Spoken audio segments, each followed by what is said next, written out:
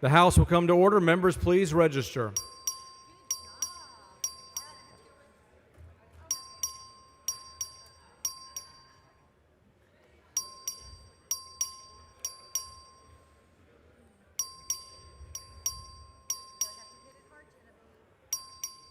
Have all members registered? Have all members registered?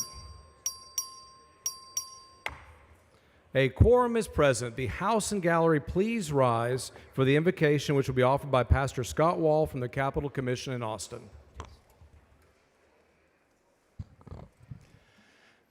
Thank you, Mr. Speaker. Good afternoon, members. I trust everyone's got some rest. Today's word is a word I kind of made up. It's truthing, T-R-U-T-H-I-N-G. It comes from Ephesians that says that we're supposed to be speaking the truth in love. And the word there means to actually live it out, not just say the words, but to live it out. And I've mentioned some of you have given me words for the day. I'm not sure how many times somebody has said, honesty, do one on honesty, do one on telling the truth, do one on integrity. Apparently, y'all are thinking that the other people in this room may not be focusing as much on truthing. And so that's what I'm praying for. But I feel like you're channeling Billy Joel, who says that honesty is hardly ever heard, but mostly what I need from you. We need it from ourselves. And so I'm going to be praying for you. Don't be worried about the other people today. Let's just go before God just for you. Let's join in prayer as we talk about truthing in love. Heavenly Father, in a time when division is often loud and long and truth can seem lost at times, we do pray that a heart of truthing and love will spread throughout this chamber.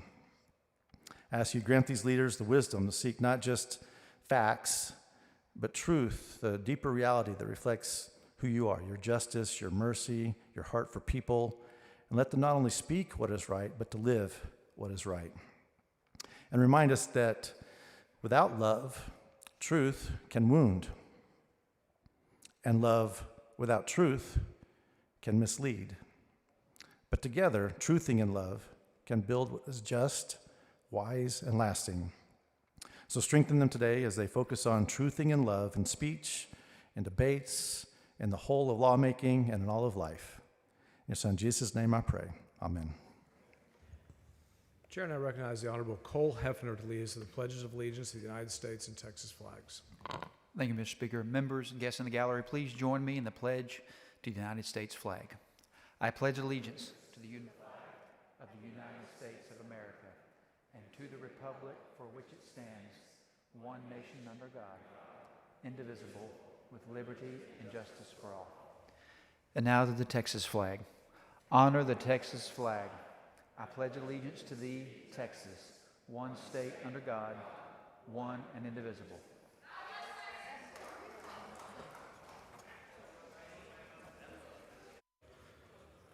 Please excuse Ms. Mesa because of important business on motion of Ms. Collier. Please excuse Mr. Harris because of important business on motion of Mr. Hefner.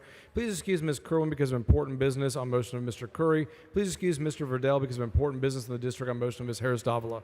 Is there any objection? Chair is none, so ordered.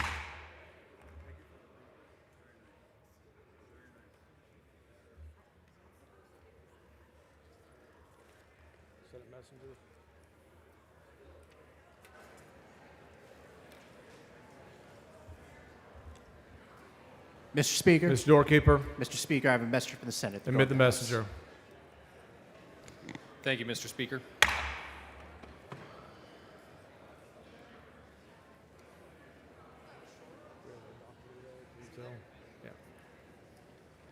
The chair is pleased to recognize Dr. Georgianne Freeman from Austin as the Doctor of the Day. Members, join me in welcoming our Doctor of the Day.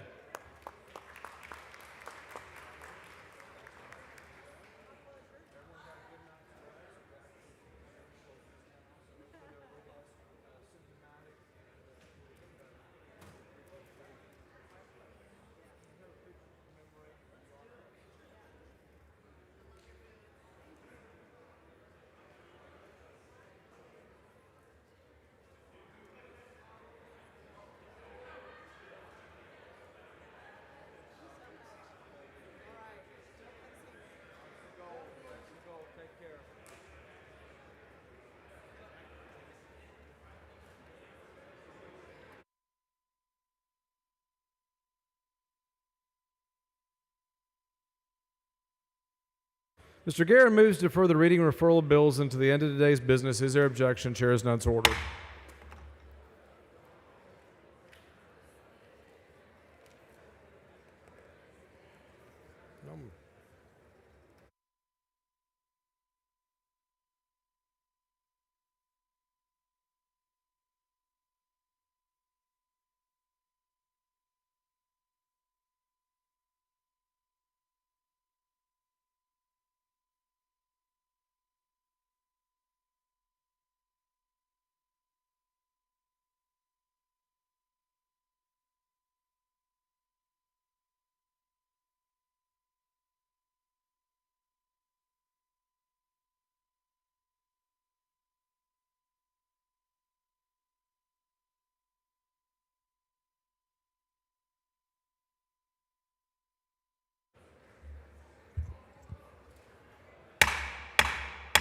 Members, please take your seats. We have several memorial resolutions.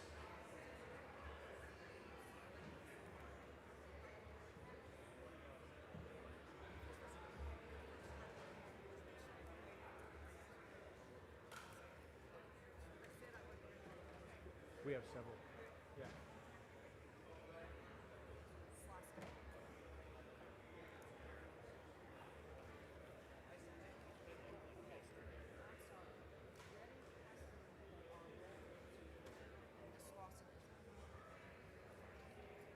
Do you have a recognition only then? Turn it into an HR? Hold on.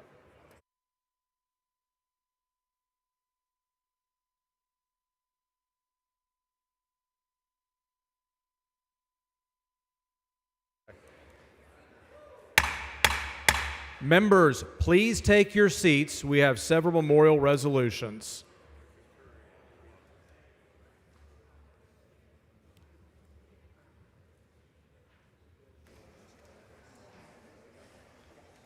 Chair recognizes Ms. Lawson. Thank you, Mr. Speaker and members. It's my pleasure to stand up here in front of you today and to honor the extraordinary life and legacy of Ruth Ann Buzzy Perkins. Ruth was not only a comedic legend that I know many in this room well remember, but she was a loving wife, devoted philanthropist, and a neighbor to us in Erath County. She was an absolute trailblazer in sketch comedy. She rose to fame on the Steve Allen Comedy Hour and later was a central figure on the groundbreaking show Laugh-In. Many of you may remember the character Gladys that she played and the whacks that she would give with that black purse that her character carried. Ruth captivated younger generations with her role on Sesame Street, and her voice brought characters to life. She and her devoted, loving husband, Kent, made their home on a ranch near Stephenville, where they shared a love for classic cars. And it was particularly exciting for those of us in Stephenville and in Erath County when we would see one of those cars out driving around and we knew that Ruth and Kent were out. What are they up to today? She brought joy just being in the same zip code with us. She was a talented painter, but she did not sell her artwork. Instead, she donated her creations to support various charitable causes.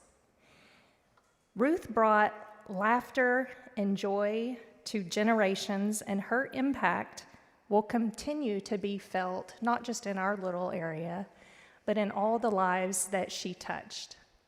I am honored today to be joined by her husband, Kent Perkins, up on the dais behind me, along with their dear friends, James Thurman, James Rice, Dell Burdick, and Brandon Huckabee. Members, I would ask that you would join me in honoring the life of Ruth Buzzy Perkins and extending our love and condolences to to her family and friends. Thank you.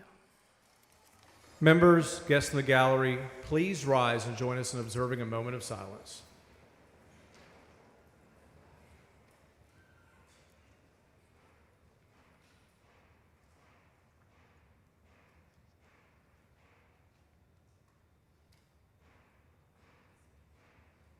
Thank you. Thank you.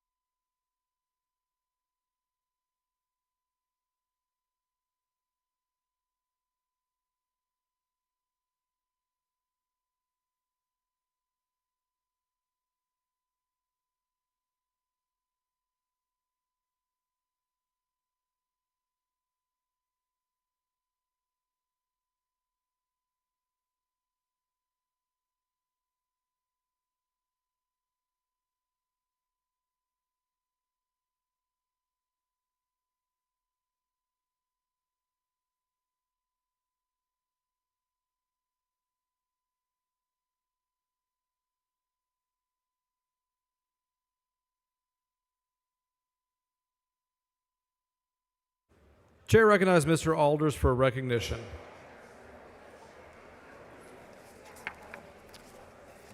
Thank you, Mr. Speaker. Members, I would like to take a moment to recognize and congratulate the UT Tyler Patriots softball team for becoming back-to-back NCAA Division II national champions once again yesterday. Following their national championship win in 2024, this year's returning win is a reflection of their continued hard work, teamwork, and dedication. The team, led by head coach Mike Reed, who was recently inducted into the Hall of Fame, the FCA Hall of Fame, played every game with focus and confidence. Since starting the program in 2005, Coach Reed has built a championship legacy, now adding back-to-back Division II national titles to the softball team's long list of accomplishments, including an astounding 814 to 151 win record and 14 NCAA national tournament appearances. We're proud of all they've achieved this season and are thrilled to see the national title returning home to Tyler. Congratulations again to the players, coaches, and the UT Tyler community. Go Patriots!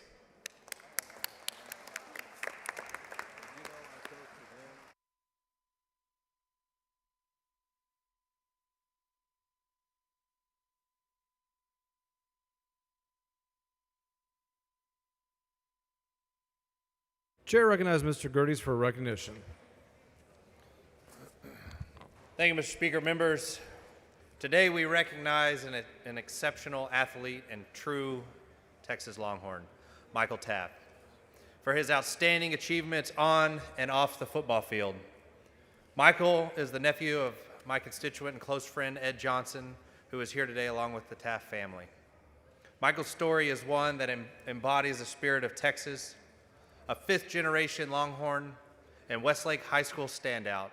Michael walked on to the University of Texas football team and quickly proved himself through his grit, discipline, and unrelenting attitude to win. I'm trying to get over here.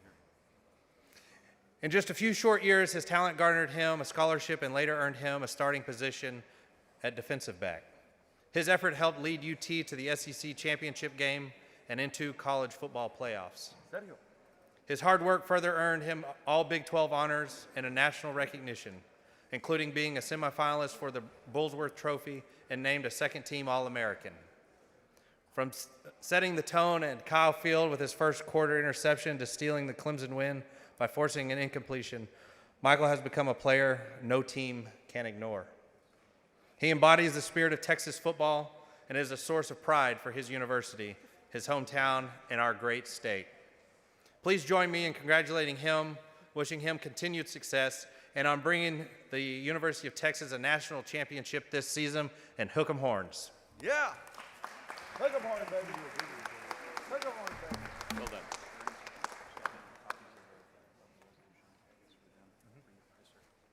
Wait till we do an Aggie thing. I'm going to be up here, man.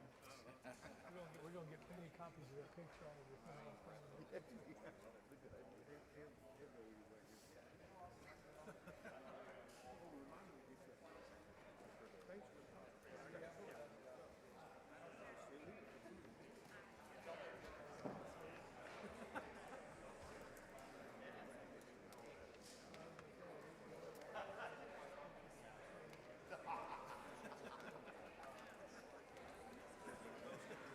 Hey, did you see the last one where I did a giggle? Oh, no, I didn't see that. I couldn't see that side.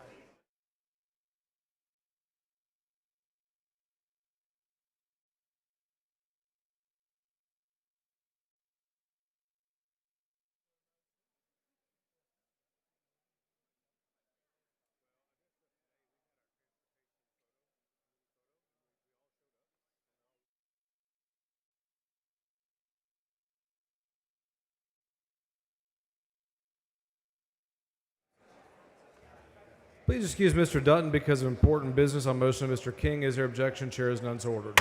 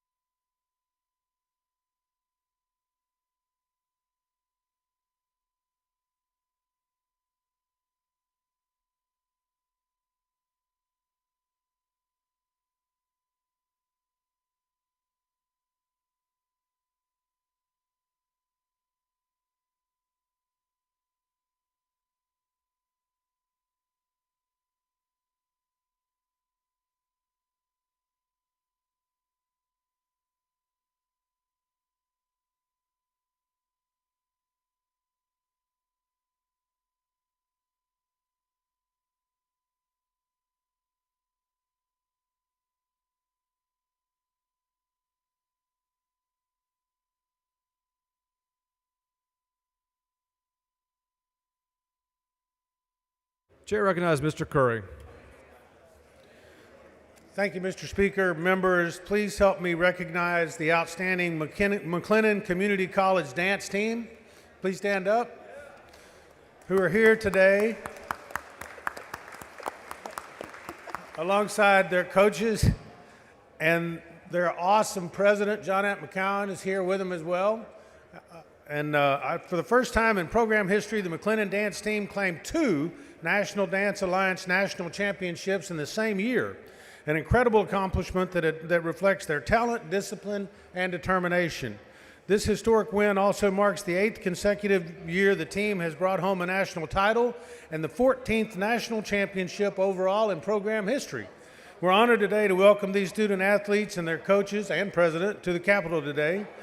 Members, please rise and join me in giving them a well-deserved round of applause for representing McLennan Community College and the state of Texas with pride and distinction. Yeah. Thank you, Mr. Speaker.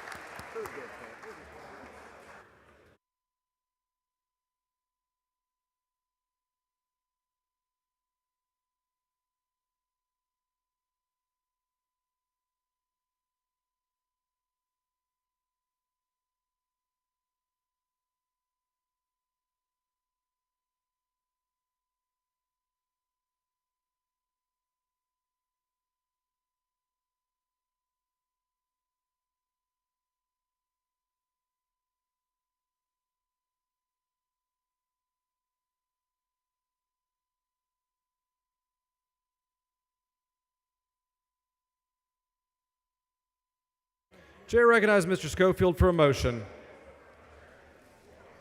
Mr. Speaker, members, it is my distinct honor and privilege to recognize 2 great Texans on the occasion of their 65th wedding anniversary. It's a resolution, so you suspend the rules for me to read that.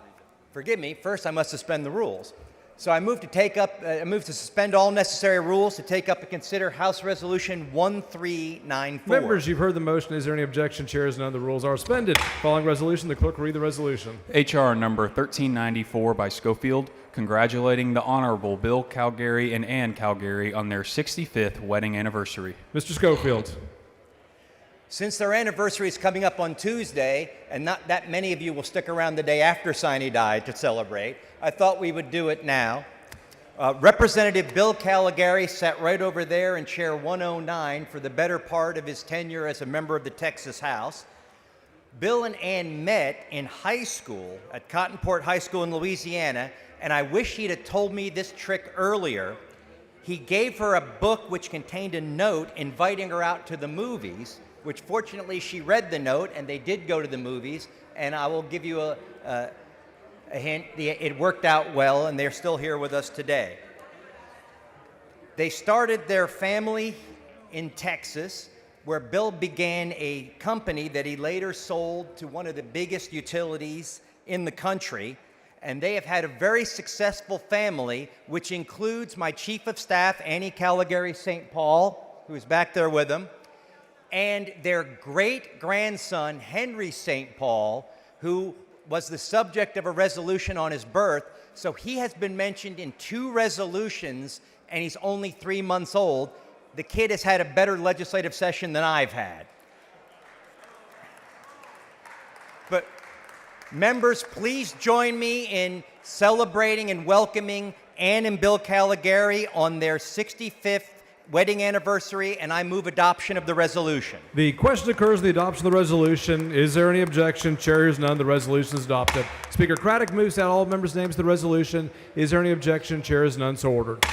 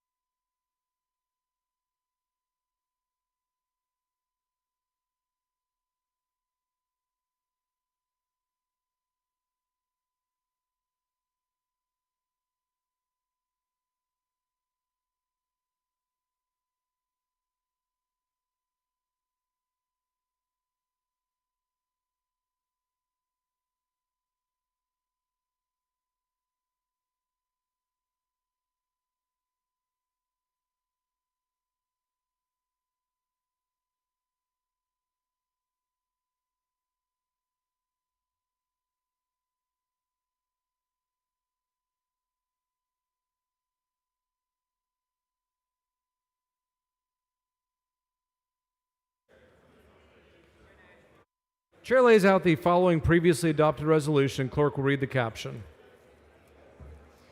H.R. number 1030 by Turner, honoring Building Future Families on the occasion of National Foster Care Month and National Foster Parent Appreciation Day.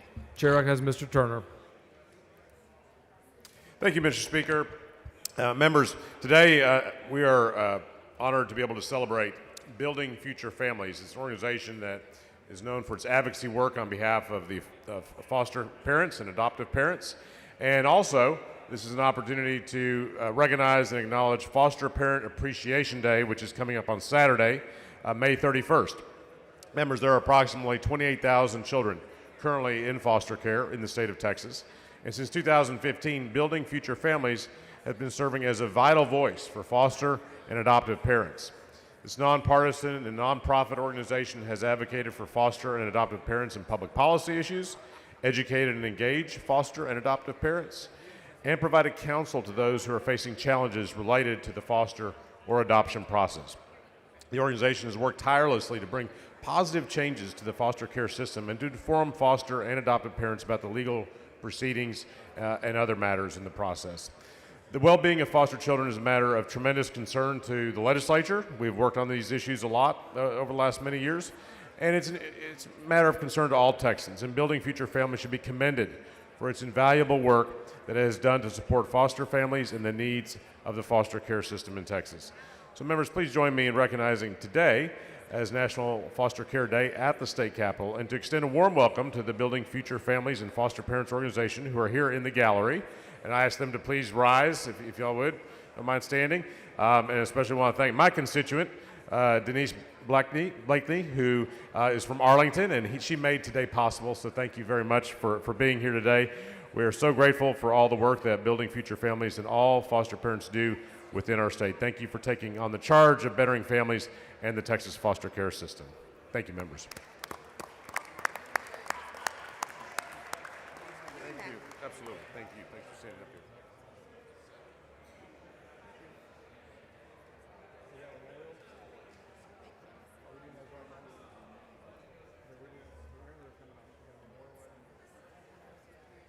Okay. All right, we're going to do the second one.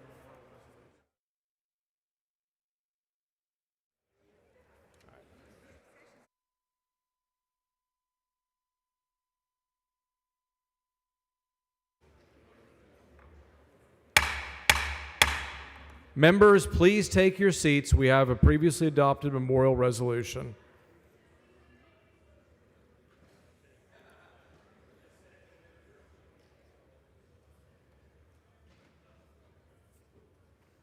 Chair lays out the following previously adopted resolution. The clerk will read the caption. H.R. number 310 by Howard, in memory of former State Representative James Parker McCullough of Austin. Chair recognizes Ms. Howard. Thank you, Mr. Speaker. I move to suspend all necessary rules to take up and consider House Resolution 310. Do you need that? Okay, thank you. Thank you, Mr. Speaker. Members, today I rise with a heavy heart and deep respect to honor the life and legacy of Parker McCullough, a son of Texas, a public servant, and a beloved husband, father, grandfather, and friend. Parker McCullough, aged 74, passed away on October 31st, 2024, surrounded by family and dear friends in the serenity of the family's mountain home in Santa Fe, New Mexico. Born in Amarillo, Texas, to J.C. and Norma Jim Cornett McCullough, Parker was the third of 4 children. From an early age, he showed a love of laughter, a knack for mischief, and a heart for service. Growing up in the Panhandle fostered a deep love for the state that eventually blossomed into a long career in public service.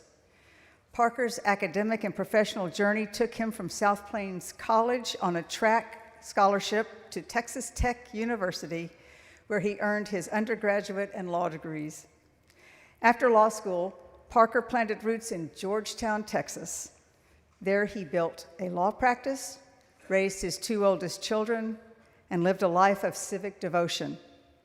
Parker served his community through pro bono legal services, keeping time at Southwestern University basketball games, or serving as a public defender and municipal judge. In 1988, Parker was elected to the Texas House of Representatives to serve House District 52. He brought a spirit of collaboration and a fierce commitment to public service, earning the respect of colleagues across the aisle and across the state. He served on the House Appropriations, Judicial Affairs, and Redistricting Committees, and was the chairman of the House Committee on Criminal Jurisprudence. It was here in the halls of our great Capitol that he met the love of his life, who's on the dais with us today, Rhonda, whom he married in 1991. Together, they built a family grounded in love, laughter, and purpose, raising 4 children and becoming active fixtures in the Austin community. Parker never let public service stay confined to office walls. He coached Little League, refereed football games, and took each of his children to a presidential inauguration, teaching them to cherish the peaceful transfer of power and the responsibility of civic engagement. Today, we honor his commitment to public service and the state of Texas. On the dais are his wife, Rhonda, his daughters, Chandler and Murphy, and his sister, Kay. If you please join me in a moment of silence in honor of Representative McCullough's memory.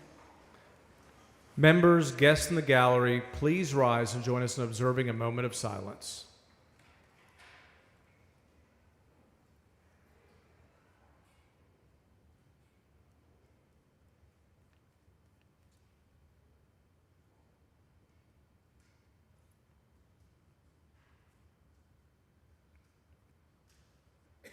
Thank you. And Mr. Speaker, I believe there are others that might want to say a few words. Mr. Moody. Thank you, members. I just want to take a couple minutes this morning with you. You know, in this work and in life, people will intersect with you, and that intersection can leave you a different person. I didn't serve with Parker and didn't go to law school with him like John Smithy or work on his campaign like Richard Raymond. But he impacted the way that I do my work in this building in a very profound way. And I want to share that story with you. Much like many of you, you spend a lot of time in the airport here in Austin, traveling back and forth during session, probably more than we like to. And on one of those occasions in 2017, I was waiting for a flight and got moved to a different gate all the way on the other side of the airport and ran into a gentleman who introduced himself as Parker McCullough. He said that he was on the trip to go see a client. He was a lobbyist and wanted me to sit down and have lunch with him. And as a young member, I was like, well, I wonder what he's going to ask me for, or what is it that we're going to have to talk about as we sit here. And that lunch couldn't have gone any different than what I thought initially. We sat down and he told me, you know, I had just become chair of criminal jurisprudence at the time, and as you just heard Representative Howard say, he had served in that position as well. So he talked to me about the work we were doing, asked how it was going, talked about various issues. He mentioned to me that he knew my father, that they had been on opposite sides of a very famous criminal case involving Henry Lee Lucas, for any of you who remember the Henry Lee Lucas case. And he shared with me stories about my father that I had never known. When that case was going on, I was a baby, so I got to hear stories about my father as a prosecutor involved in that case. He took time to ask generally just how I was doing as a person. He got my dad's phone number. They reconnected after that a couple of times, and from that moment on, he would check in every once in a while, pop in the office and just check in and see how I was doing. Never with an agenda. I can actually not tell you to this day who any of his clients were, but I can tell you that kindness was something that was profound. My greatest mentor in this process taught me that if you don't care about the people you work with, you will never get the policy you want, because the policy flows through the people that you work with. And Parker took that time to just check in and figure out if I was doing okay. And in the era of politics that we're in now, I think we do too little of that. Too little of checking in on one another and understanding that we're human beings moving through this life with our own challenges, triumphs, tragedies. And I'll just encourage you to model yourself after Parker in that way. Be sure to check in on one another. Care more about the bills that are sitting on your desk. Care about the people that you work with. And you'll be surprised what you can accomplish. Thank you, members. Mr. Raymond. Thank you, Mr. Speaker. Members, you heard me say yesterday you meet so many wonderful people in public service and in politics. So back when Parker first ran, I didn't know him, but one of my very good Aggie friends, Johnny Hatch, was running his campaign, and he called me and said, I got a great candidate. You got to come help us. And so I went up to Georgetown, Pflugerville, and somewhere up there. Anyway, and went and helped campaign for Parker, got to know him, and he won a race that a lot of people didn't think he would win, but he did, because he worked so hard and knocked on so many doors. And so then I had a friend at the Capitol. I had a few others, but he was a good friend. And I worked up the street, so I'd come up here and hang out at his office, Hector Rivedo and others. And so then some years passed, and now it's a redistricting year, and my state representative, Ernestine Glossbrenner, who Ms. T remembers well, decided she would retire.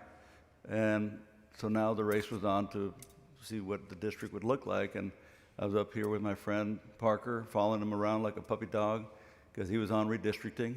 And he said, I'm going to help you. I'm going to help you. And, you know, followed him all the way into the back office right here, where only guys can go in. I still remember the conversation. Look, I'm going to take care of you. And he did. He took the district that I lived in, my state rep, and put it into another district with an incumbent state rep. So I could still run, but I had to run against an incumbent. So Parker took care of me. You know, he took care of me, but he took care of the incumbent even better, because he was, anyway, I won. He was right. In the end, I won by a lot.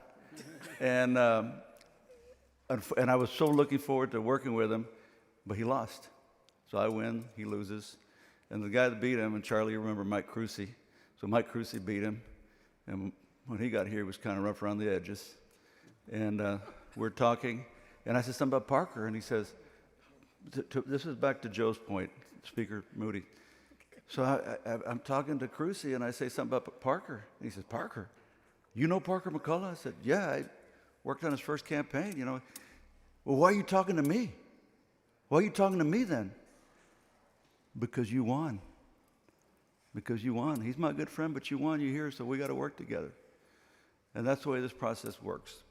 You don't lose the friendships. You make new friendships. But Parker was one that stayed a friend for the rest of his life. He was involved in defining and building the grid before most of us knew what the word meant. He was a genius. He was a very smart guy and a really good person. And may he rest in peace.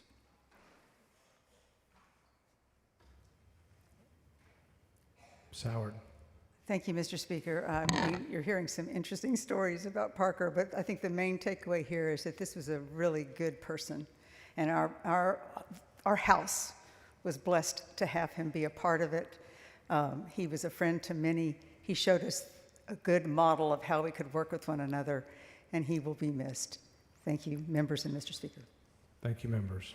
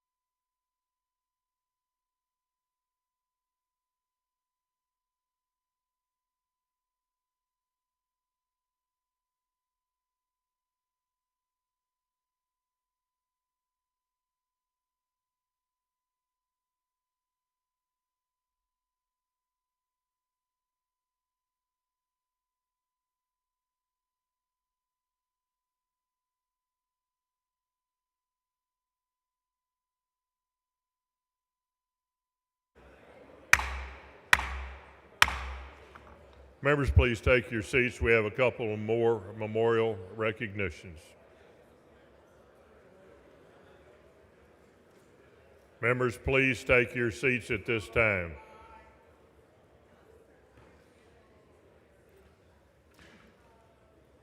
The chair recognizes Mr. Busey for a memorial recognition. Thank you, Mr. Speaker. Members, I rise today to honor the life and legacy of Denise Elaine Marshall, a courageous woman, devoted mother, and tireless advocate for lung cancer research and early detection. We are humbled to be joined in the gallery by her beloved daughter, Corinne Richardson, who cared for her mother with grace and strength, who is right here. If you'll stand for us. Denise was diagnosed with stage 4 lung cancer in 2014 and given less than a 10% chance of surviving the year. But in the face of overwhelming odds, she lived and lived fully for another 10 years.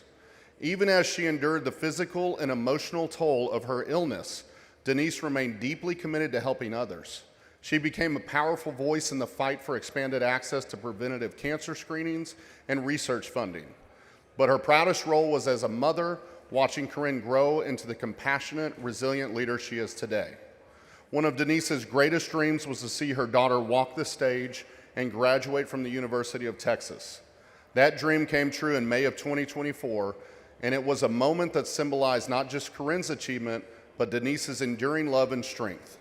I would also like to extend my sincere thanks to Corinne for her service last session as legislative aide in my office. I deeply appreciate your hard work and dedication to continuing your mother's legacy and your work on expanding access to health care. Mr. Speaker and members, please join me in celebrating the extraordinary life of Denise Elaine Marshall, a woman whose legacy of love, advocacy, and perseverance lives on in her daughter and on all of those that she inspired. Thank you, Mr. Speaker and members. Members and guests in the gallery, please stand and join me in a moment of silence.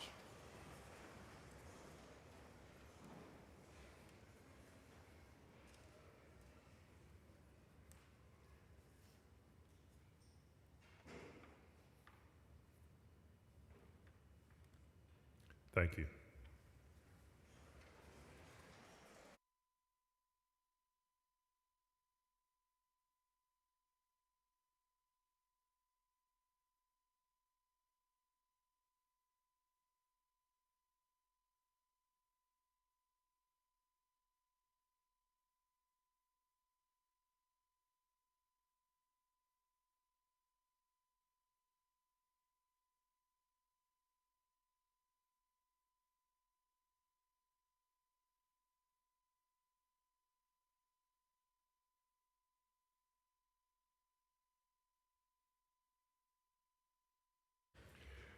The chair recognizes Ms. Flores for a memorial recognition.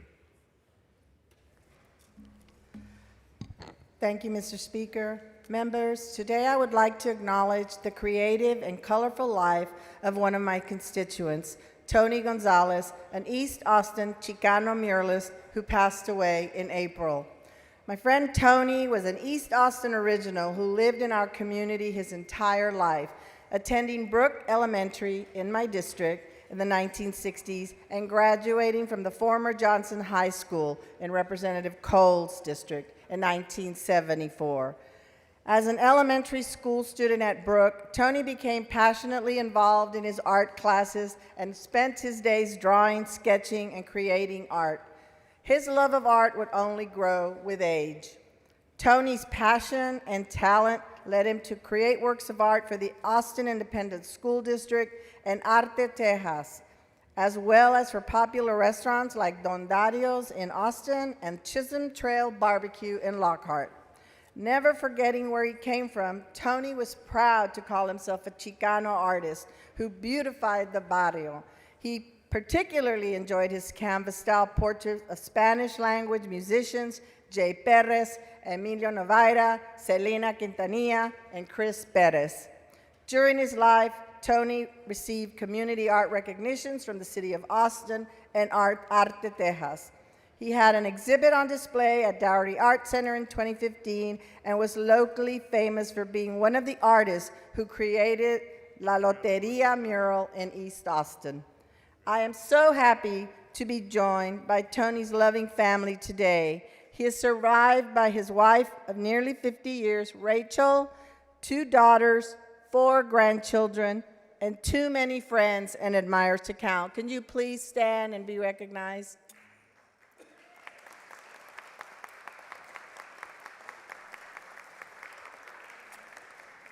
Tony is missed by everyone who knew him, and our lives are a little less colorful and vibrant without him. Thank you, Tony, for all you did to make East Austin beautiful. Members and guests in the gallery, please rise for a moment of silence.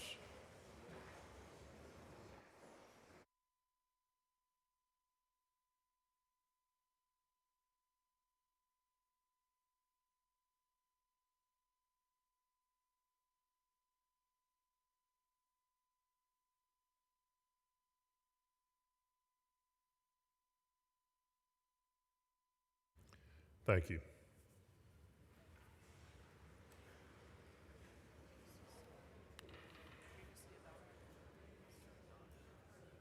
This one's not. The chair lays out the previously adopted resolution. The clerk will read the caption. HR number 1028 by Bojani, recognizing May 21st, 2025 as Texas Capitol Staff Appreciation Day. Chair recognizes Mr. Bojani. Thank you, Mr. Speaker. I would like to suspend all necessary and unnecessary rules to take up HR 1028. Okay, cool. Members, HR 1028 honors all Capitol staff, from our interns to our chiefs and everyone else who supports this body. Ledge Council, parliamentarians, Sergeant at Arms, our chief clerks, the Office of Business, the Business Office, and so on. Members, only 181 legislators serve the Texas House and Senate, but there are hundreds of staffers working for us that make the legislature run smoothly. They prepare our talking points. They help us with our social media posts, discuss policy with stakeholders, and become the face of our office to our constituents. We generally recognize them throughout the session. But sometimes we may forget to recognize the staff that we don't see on a regular basis. Today, we celebrate each one of our Capitol staffers, and in no particular order, I'd like to take some of their names. In the back hall and members' lounge, we have Gabe Rios, Lucy Herrera, Albert Saldon, and Dolores Rodriguez. Jose, I have a long list. I have a long list of names if y'all can hold on to the applauses for a meantime. It'll be long here.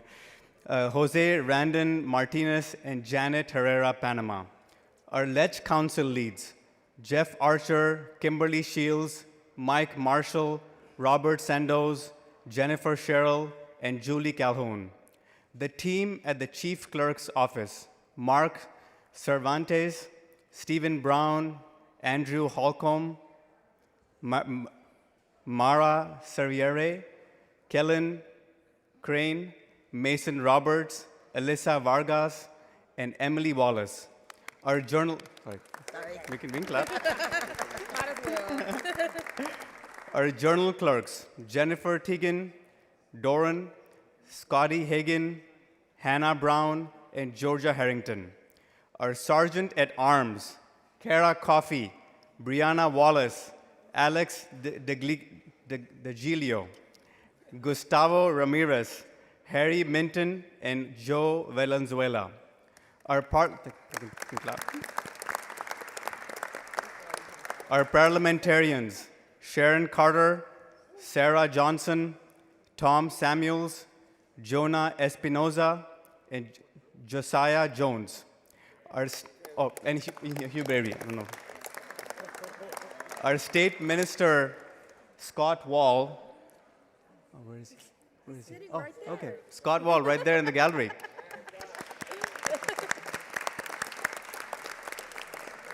Our house photography, Aaron Rainbolt, Jeff Teaker, Shanna Hickman, Kyle Woods, Tyler Anderson, Annie Jarvis, and Christina Burke. Our House Business Operation leads, we can clap again. Our House Business Operations team led by Stephen Adrian and others. Our House Admin Committee, Chairman Guerin and his team led by Terry Mathias. Our Committee Coordinator's Office, Stacy Nicchio and Damian Duarte and their staff. The Speaker, his Chief of Staff, Robert Duncan, and the Director of Operation, Paige Holzhauser. His policy team, including Sam Baccaris, and everyone who keeps the House up and running in the back hall. Last but not least, our parking and support staff like Diana Rodriguez and Michael Black, along with Walter Kiles and Richard Holmes. I'd also like to thank Walter and Richard, our P2 guards. All right. On behalf of all my colleagues on the House floor, I'd like to thank each and every staffer who works in the Texas Capitol. Whether I took your name or not, I'm sorry if I didn't. We are all very grateful for your hard work and the dedication to the people and the state of Texas. And members, if you see them today, make sure you take a brief moment to thank them for their hard work and the service to our great state. Last, I want to take a moment of quick privilege and thank my staff. I want to take a brief moment to give a special thank to my staff for their hard work. And they're sitting right there. Can you please stand? And not everybody's there. Some people are shy not to come up, like my Chief of Staff. Leslie Puentes and Jordan Dillard are UT Dallas Fellows. Kenneth Arizola, our PPIP intern. Inaya Sheikh, our Communications Director and Social Media Wizard. Grayson Lewinsky, who juggled his work in our office with his two-year L at UT Law. Suman Dosanjh, our legislative director, who worked tirelessly on our legislation every step of the way. And last but not least, my awesome Chief of Staff, Thomas Flanders, whose humor fills our office with smiles, but he's too shy to come up on the gallery today. They all have been a great addition to my office, and I look forward to seeing all the wonderful things that they will accomplish in the future.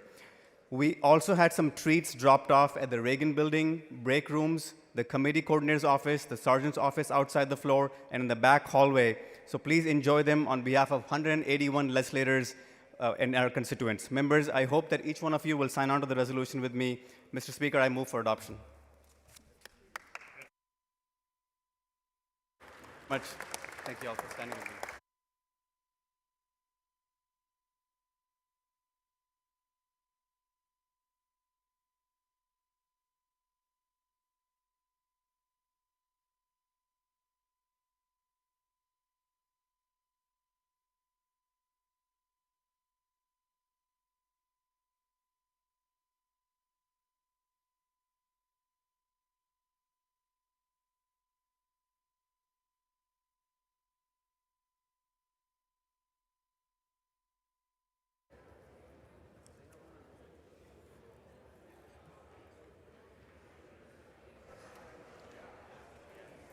The chair recognizes Mr. Lopez of Bexar County for a recognition. Thank you, Mr. Speaker. Members, I rise today to recognize the San Antonio Coalition of Veterans and Families for their outstanding service to veterans, service members, and their families. Founded by Lieutenant Colonel Hector Villarreal, a Vietnam veteran-era author, the SACVF has become a trusted support network for the military community in San Antonio and well beyond. Though it's through its one-on-one veteran assistance program, they provide confidential, personalized support to those who may not have access to it in other or those resources. The organization has partnerships with over 250 veteran service providers, hosts monthly forums on issues like PTSD, VA benefits, and helps educate the broader community on how to better support veterans. Their dedication and advocacy, collaboration, and care has made a measurable difference in the lives of countless veterans and families. Please join me in welcoming the San Antonio Coalition for Veterans and Families and thanking them for their continued commitment to those who have served and their families, and gives a completely different meaning to I appreciate what you do. Thank you for your service. It means not only for the veteran, but those individuals that are around that veteran, the families, those loved ones that suffered during deployment, suffered during those tough times, and continue to provide those level of services. So help me welcome them They're sitting on the north side of the gallery. Thank you and welcome to your house. Thank you. Okay, you're very welcome. Are you going to take a photo? If I can figure out how to fold this.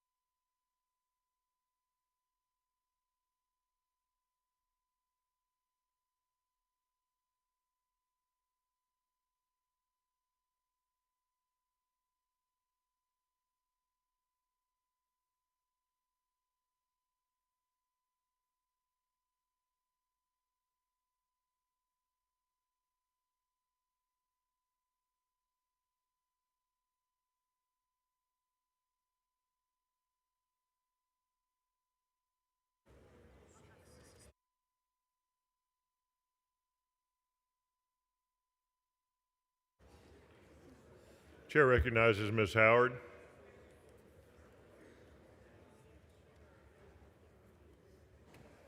Thank you, Mr. Speaker. I move to suspend all necessary rules to take up and consider House Resolution 1297. Members, you've heard the motion. Is there any objection? Chair hears none, so ordered. The clerk will read the resolution. H.R. number 1297 by Howard, recognizing May 2025 as Women's Health Month.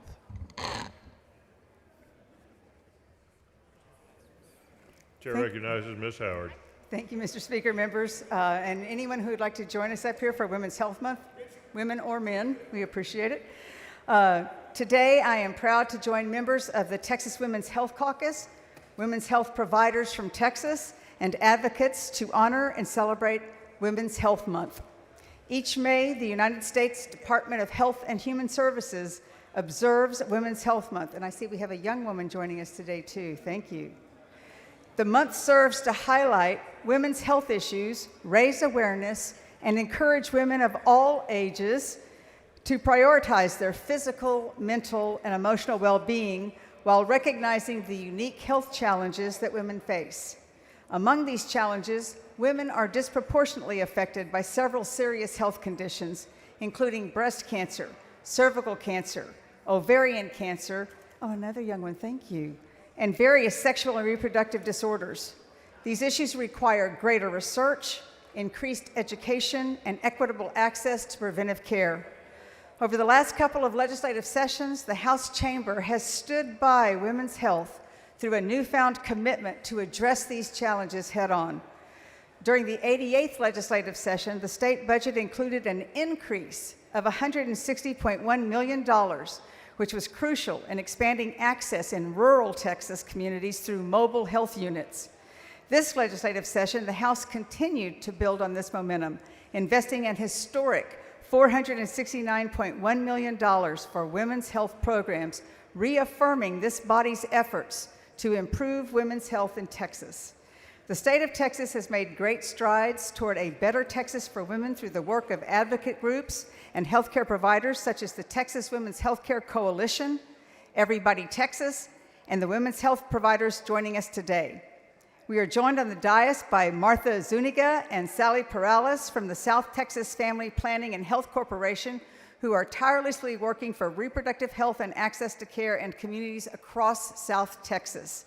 While we celebrate the progress that has been made, we recognize that there is still much work to be done to ensure that all women can lead a healthy, empowered life. In Texas, these efforts are especially urgent and necessary as our state continues to face alarming rates of maternal mortality and morbidity, with Black women and women in underserved areas experiencing the most severe outcomes. The health of communities and our state is only as strong as the health of women. Let this serve as a reminder and recommitment to support meaningful legislation that is data-driven and elevates the voices of women across the state to promote the health and well-being of all Texas women. Mr. Speaker, I move passage. The question occurs on the adoption of the resolution. Is there any objection? Chair hears none, so ordered.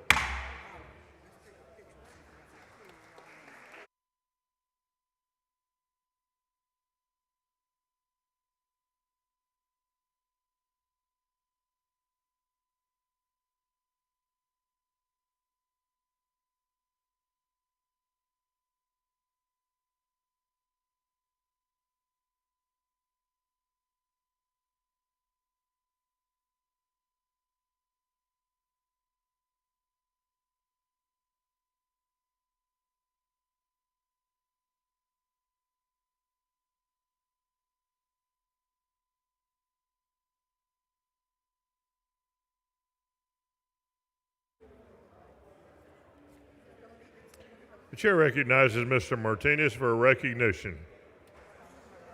Thank you, Mr. Speaker. Members, today we recognize a group of 13 dedicated students from the University of Texas, Rio Grande Valley that has rendered outstanding service to the Texas legislature during the 89th legislative session. As participants in the Rio Grande Valley Legislative Internship Program and the Texas Legislative Fellowship Program, these students have done an outstanding job. The Rio Grande Valley Legislative Internship Program, also known as VLIP, offers undergraduate and graduate students at UTRGV an opportunity to learn about the legislative process and build a valuable real-world experience while putting their skills and knowledge at work. This year's class of VLIP interns include Leah Cavazos Garcia with Representative Sergio Muñoz's office, Venetia Colon in the office of Representative Terry Canales, Angela Shakina Flores in the office of Representative Oscar Longoria, Natalie Garcia in the office of Senator Adam Hinojosa, Brianna, my favorite, Brianna Garza Skirka in the office of myself, Armando Mando Martinez, Paulina King Benitez in the office of Senator Judith Saffarini, Leila Ovalle in the office of Representative Bobby Guerra, Sylvia Giselle Rodriguez in the office of Senator Juan Chuy Hinojosa, Marlene Yvette Salazar in the office of Representative Erin Elizabeth Gomez, Samantha Sandoval in the office of Representative Janie Lopez, Randall Trevino in the office of Representative Ryan Guillen. And we also have the Texas Legislative Fellowship Program that was established by the University of Texas System for the 89th legislative session. 2 of those students from UTRGV participated in the internship opportunity, providing valuable service. And those interns include Sofia Lopez, who is working in the office of Lieutenant Governor Dan Patrick, Dua Manganhar in the office of Representative Erin Elizabeth Gomez, and the members of these 2 notable programs have performed their duties as legislative interns. Members, please join me in recognizing these outstanding individuals, and V's up. Yeah, vaquero.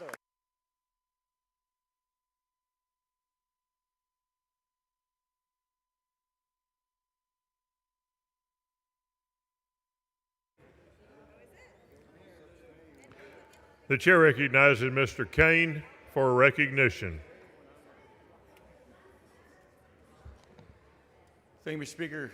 Members, please join me in recognizing someone very special in the gallery today, our legislative aide, Zachary R. Reyna, who is seated with us this afternoon. There he is, very handsome. Zachary is a proud son of Laredo, Texas, and for the past 2 legislative sessions, he has served our office with integrity, humility, a relentless work ethic, and that big, beautiful smile. Whether it was at the Capitol, back home in the district, or on the campaign trail, Zachary has brought and brings professionalism and heart to everything he does. It is a bittersweet moment for us. While we're, of course, sad to see him go, we're overjoyed for what comes next. This fall, Zachary will begin a new chapter as a law student at South Texas College of Law in Houston with a full ride. Zachary, thank you for your service to House District 128 and to the people of Texas. We are proud of you, and we can't wait to see what you accomplish. Members, please help me in welcoming, congratulating Zachary R. Reyna. And the home state rep. Home state rep, real quick. The chair recognizes Mr. Raymond. Thank you, Mr. Speaker. Members, so happy to have another Laredoan helping Representative Kane, because without the Laredo influence, I'm not sure what we would have with Mr. Kane. And if you do your job right, we will get you interns from Laredo, and you too will shine as Mr. Kane has shined because of Laredo. Thank you, Zach. Go get him, baby.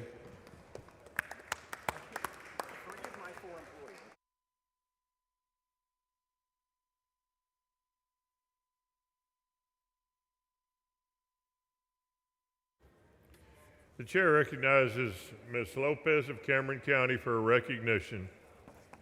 Thank you, Mr. Speaker. Members, success is never reached alone. Having a good team is crucial.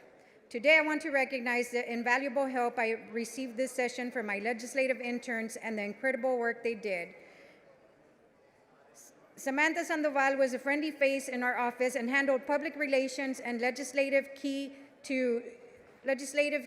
issues key to UTRGV. Samantha is a political science major from the Rio Grande Valley Legislative Internship Program. Ramon Santos Jr. was instrumental on key legislation and rider requests. He holds a bachelor's degree in political science and pursues a jurisprudence degree in law.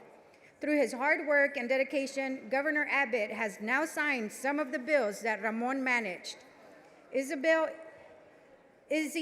managed communications for constituents and kept them up to date with what was happening in the district. Through her leadership, she has shown to be a true public servant. Isabel is a rising senior at St. Edward's University, majoring in political science. Through the American Energy Institute, Daniel Luo provided policy research and communications for our district. Daniel was truly a public servant to the Texas House and holds a bachelor's degree in agricultural economics. Krista Balderas Herrera was key to data management systems.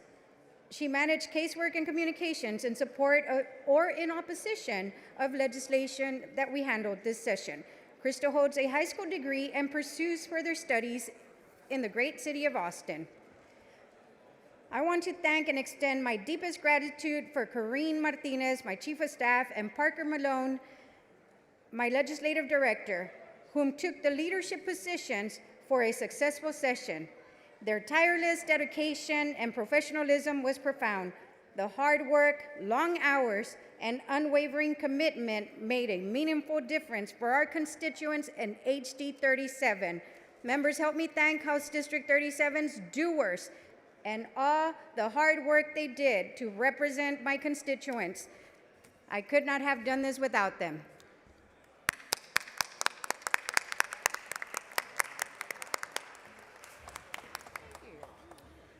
The chair recognizes Ms. Simmons for recognition. Thank you, Mr. Speaker. Members, guests in our gallery, before we go any further, I'd like to take a moment to recognize some truly incredible people who make everything we do possible. With my staff from House District 146, please stand. Thank you. First, a huge thank you to my district team. My district director, Andre Harris, our district interns, Sarai, Chim, and Brandon, who drove all the way in from Houston today. Your commitment, energy, and hard work on the ground mean the world, not just to me, but the entire community that we serve. Your presence here today speaks volumes about your dedication, and I am so very grateful for each and every one of you. I also want to extend my deepest appreciation to my wonderful Capitol staff, my Chief of Staff, Mo, my Legislative Director, Adriana, Public Affairs Coordinator, Kayla, and our wonderful Legislative T-Lipper, Dylan. You are the engine behind the scenes, keeping everything running smoothly, handling all of the details, and making sure we stay focused and effective. Your professionalism and passion never go unnoticed. Thank you, thank you, thank you for all of your continued support and the incredible work you do every day. I am so lucky as a first-time legislator to have you a part of this team. I could not have done this without you. And from the bottom of my heart, once again, thank you so much for being on this crazy 140-day ride with me. I appreciate you more than you know. Thank you.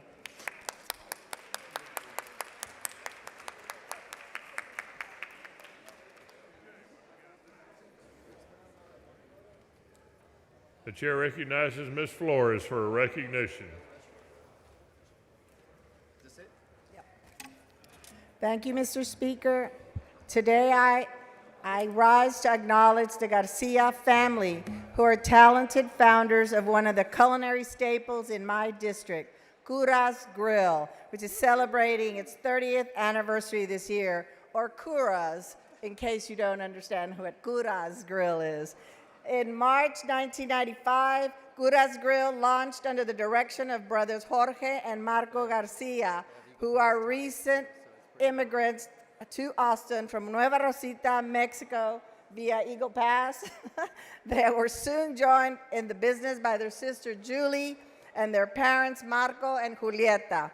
The family currently operates 2 locations, the original location in my neighborhood and district, and a second location in Hyde Park, where Representative Eddie and Gina's district, but that's where he lives, okay? My neighborhood. With both restaurants specializing in the interior Mexican cuisine that made Curas a household name among Austinites. In addition to their delicious food and friendly staff, Curas has contributed to our community by embracing sustainability, supporting local initiatives, and providing meals during shutdowns caused by severe weather and COVID-19 pandemic. During the past 3 decades, Curas has gained a loyal customer base, which includes the repeat customer standing right before you right now. The Garcia family should take great pride in the reputation and following they have built in our Austin community. So I want to say happy 30th anniversary to everyone involved with Curas Grill, including the members of the Garcia family and all of their dedicated staff members. We are proud to recognize your hard work and talent in the Texas House. Thank you for being here today. Now, as our busy legislative session winds down, I look forward to my next lunch at Curas, which is often. I can't wait to have some Kelly's queso, and after sine die, a couple of the world-famous frozen avocado margaritas. But actually, the Carbonero tequila and a beer on the side is my favorite. So, thank you for being here. Mr. Speaker, we'd like to say a few words. Chair recognizes Mr. Morales. Thank you, Mr. Speaker. Members, as you know, yesterday we were up here busy voting on bills in the afternoon when a supercell hit not only Austin, but more specifically, this thunderstorm hit the Hyde Park area. It was enlightening to see that once we got out of this, we were able to take my family out to our family neighborhood restaurant. And the Garcia family was the only restaurant that was still open after they had received an initial flood of water that had come in. And yet, that strong work ethic from the Garcia family is exemplary of everything that we stand for in the Mexican-American culture. I want to make sure that you recognize that, because if you haven't gone to either the one on Old Torf or the one on 43rd and Duval, it is really a sight to see. The family takes care of you like if you were a part of their family, and for that we will forever be enriched by the values that they give to us and that we love and behold and everything that we hold strong.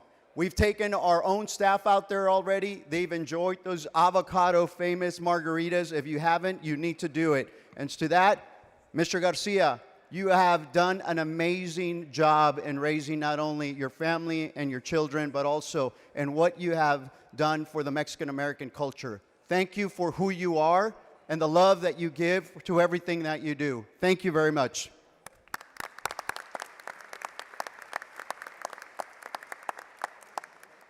Thank you, Mr. Speaker. Ms. Flores. Ms. Ralshaw. Thank you, Mr. Speaker. They switched guards and missed me.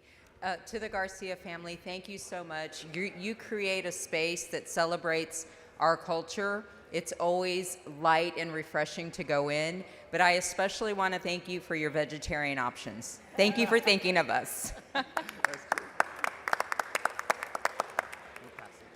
Ms. Flores.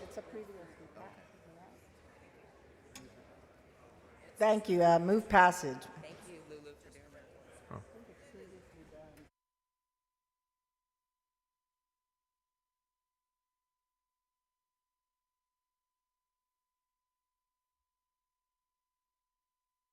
Chair recognizes Ms. Howard for a motion. Thank you, Mr. Speaker. I move to suspend all necessary rules to take up and consider House Resolution 1298. Members, you've heard the motion. Is there any objection? Chair has none. The rules are suspended. Following resolution, the clerk will read the resolution. H.R. number 1298 by Howard, recognizing November 8th, 2025 as Premenstrual Dysphoric Disorder Awareness Day. Chair recognizes Ms. Howard to explain the resolution. Thank you, Mr. Speaker and members. Talking about something here that maybe some people will find uncomfortable, but premenstrual dysphoric disorder, also known as PMDD, is a cyclical, hormone-based mood disorder with mental, emotional, and physical symptoms arising during the premenstrual phase of the menstrual cycle each month. Globally, millions of women are affected by PMDD, and it affects up to 5% of women of childbearing age. Like most menstrual disorders, PMDD diagnoses are very rare, and research on the disorder is extremely limited, as over half of people with PMDD experience misdiagnoses or dismissals from providers. Due to mental health and menstruation stigma, people with PMDD often suffer in silence and delay care, increasing their risk. Over 70% of women with PMDD report experiencing suicidal thoughts or ideation during symptomatic times, and 34% of people with PMDD have attempted suicide at least once. Today, we're joined by Mary Beth and Steve Bone, Texas natives and advocates for PMDD. Together, they founded the Christina Bone Foundation to educate and advocate for PMDD. Christina Bone, Mary Beth and Steve's daughter, passed away from suicide related to PMDD in 2021. Christina was an ICU nurse and mother of 2 children. She struggled with PMDD for 15 years undiagnosed and was in and out of therapy to deal with depression and anxiety. Throughout her life, Christina masked her struggles with PMDD due to shame and lack of awareness. Christina was misdiagnosed with schizophrenia and other menstrual conditions throughout her life. In her memory, her parents established the Christina Bone Foundation to raise awareness and educate others about PMDD. Through their advocacy, they are turning heartbreak into hope, working to prevent other families from experiencing the same devastating loss. Today, we recognize the urgent need to raise awareness about PMDD and encourage continued advocacy, research, and education. By starting the conversation, we spark change and honor those who are fighting every day to make PMDD known and understood. In the gallery today, we have her parents, Mary Beth and Steve, if they could stand. I'm not sure where y'all are. There you are, right over here. If we could please recognize them and thank you for your work. Members. Thank you, members. I move passage. The question occurs on the adoption of the resolution. Is there any objection? The chair hears none, so ordered.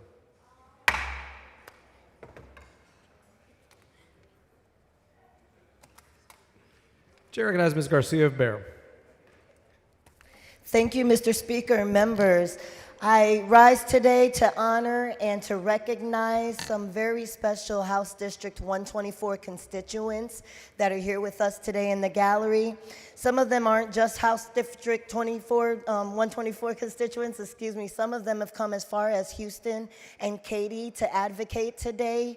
And without further ado, I'd like to welcome, as you will, if you would stand in the gallery, Chairman Chaitan Mugli and President Michelle Madsen of SALA as they elevate the status of hospitality careers through advocacy, education, and partnerships. We also have here with us in the gallery Texas Red Wolves founder Joe and Stephanie Garza. Yep. Oh, y'all can stand up. And Stephanie Garza, as they become the symbol of athletic passion and civic commitment in San Antonio, competing in the American Basketball Association and the teams that bridge professional basketball to House District 124. We also have with us, he might not be here as of this point, but Lenny Walls, former NFL cornerback, who has transitioned into a dedicated community leader, finding Breaking Down Walls, a nonprofit based in San Antonio that works with youth in initiatives such as the Hustle Academy, Youth Olympics, Bowling with Pros, and today here we have Denise Cerner Martinez, who is also instrumental in amplifying Breaking Down the Walls' positive impact on the community. We also have Sarah Lucy, founder of Street News San Antonio, a grassroots digital mutual aid network that has grown to have 135 members serving the San Antonio community for food insecurity, emergency aid, and neighborhood empowerment. We also have the San Antonio Observer. Founded in 1995 by Hussein Ali, it is the city's only African-American newspaper and largest Black-owned publication in South Texas. The Observer continues the legacy of the San Antonio Register, established in 1931 by Valmo C. Bellinger and Valmo Bellinger Jr. We also have a 40-year educator, Brenda Kenyon, who is a devoted educator and teacher and administrator, college professor, profoundly impacting young Texans with her commitment to discipline, compassion, and excellence. And last but not least, she has inspired the work of her son, King Kyle Lee, the founder of Anti-Bully Gang, a nonprofit that supports children who are bullied across Texas. They have impacted over 200 young people across the state of Texas who have been bullied by showing mentorship and a positive impact. Not only that, but today happens to be Kyle Lee's birthday. So happy birthday, Kyle Lee. Welcome to your state capital, and thank you all for being here today.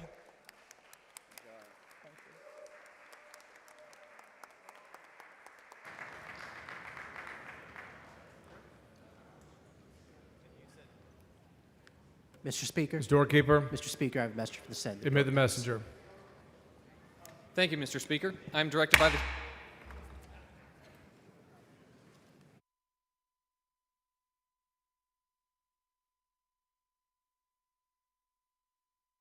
Mr. Reynolds. Thank you, Mr. Speaker. Members, I'm so excited today to welcome to our state capitol Pastor Terrence Hall, who has a youth group, I Aspire Youth, from Houston. This is an amazing youth group that is visiting the Capitol for their first time. I've known Pastor Hall for many years. He is such a profound leader in the Houston community.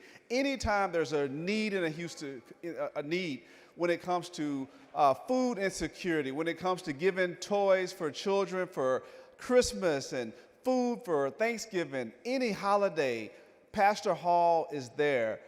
So Pastor Hall, I want to thank you for bringing a van to expose youth to civic engagement and how we make laws that impact them.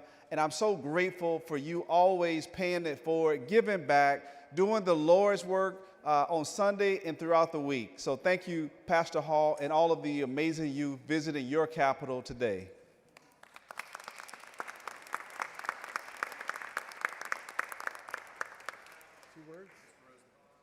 Mr. Rosenthal. Thank you, Mr. Speaker. Terrence, thanks for coming to the Capitol today. Y'all definitely should welcome this I Aspire team, and we would be doing an injustice if we didn't also recognize Michelle Dickerson, because we know who does all the work behind the scenes. Stand up, Michelle. Thank you all for being here, and welcome to your Texas Capitol.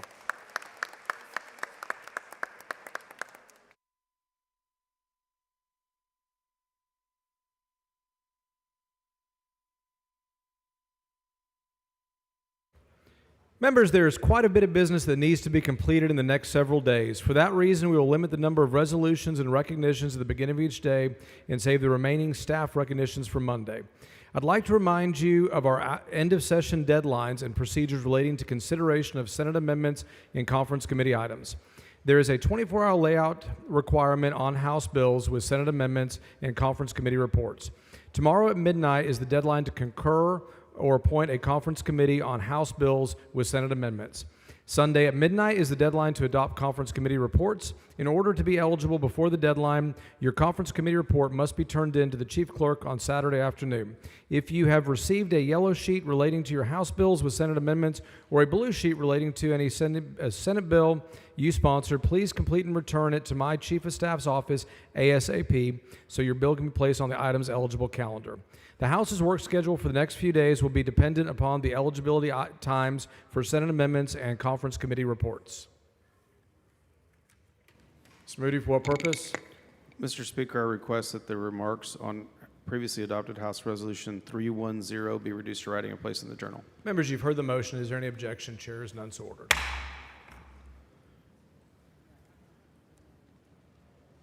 Chair lays out the following privileged resolution. The clerk will read the resolution. HCR number 168 by Tepper, instructing the enrolling clerk of the House to make corrections in HB number 126. Mr. Tepper. Thank you, Mr. Speaker. House Concurrent Resolution 168 instructs the enrolling clerk of the House to make corrections on HB number 126. That was that NIL college athletics bill. The Senate added a non-ledge Council 4 amendment to the bill that prohibits a prospective student athlete younger than 17 years old from entering into an NIL agreement. HCR 168 allows the enrolling clerk to make non-substantive corrections to a few drafting errors. We actually found a couple of grammatical errors. Move adoption. Members, the question is on the adoption of the resolution. It's a record vote required by the Constitution. The clerk will ring the bell.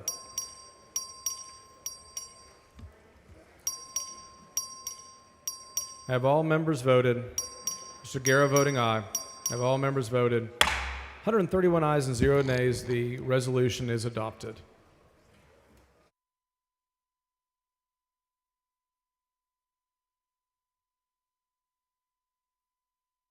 Members, we're going to start on page 5 and grant the Senate request for appointment of conferees.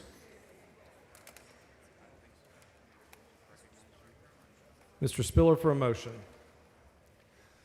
Thank you, Mr. Speaker. I move to grant the request of the Senate to appoint a conference committee on SB 8. Members, you've heard the motion. Is there any objection? Chair hears none. The motion is adopted. Following conferees, the clerk will read the conferees. House conferees on SB 8, Spiller, Chair. Belov Kaufman, Louderback, Romero, Tepper. Mr. Shaheen. Mr. Speaker, I move to grant the request of the Senate to appoint a conference committee on SB 37. Members, you heard the motion. Is there any objection? Chair has none. The motion is adopted. Following conferees, clerk will read the conferees. House conferees on SB 37, Shaheen, Chair. Howard, Lambert, Paul, Wilson. Mr. Gerdes for a motion. I move to grant the request of the Senate appointment of a conference committee on SB 379. Members, you heard the motion. Is there objection? Chair is none so ordered. Clerk will read the following conferees. House conferees on SB 379, Gerdes, Chair. Fairley, Hull, Manuel, Morales of Maverick.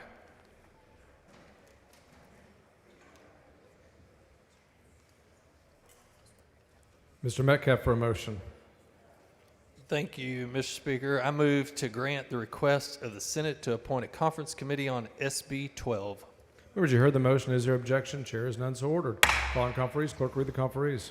House conferees on SB 12, Leach, Chair. Buckley, Hull, Metcalf, Tinderholt. Ms. Darby for a motion.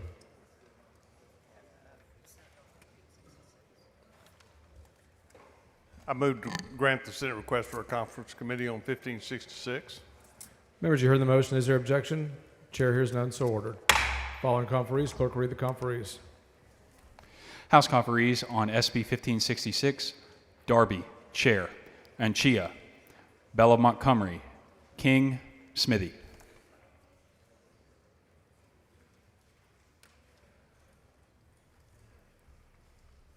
Mr. Metcalf for a motion. Thank you, Mr. Speaker. I move to grant the request of the Senate to appoint a conference committee on SB 2878. Members, you heard the motion. Is there objection? Chair is none so ordered. Following conferees, clerk will read the conferees. House conferees on SB 2878, Leach, Chair.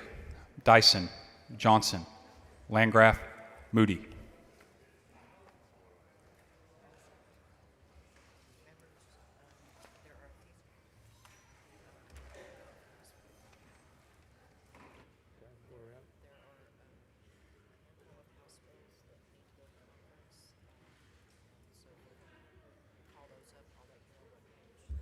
Members, there are a handful of House bills that need to go to conference. We're going to call those up first. I will let you know what page they're on.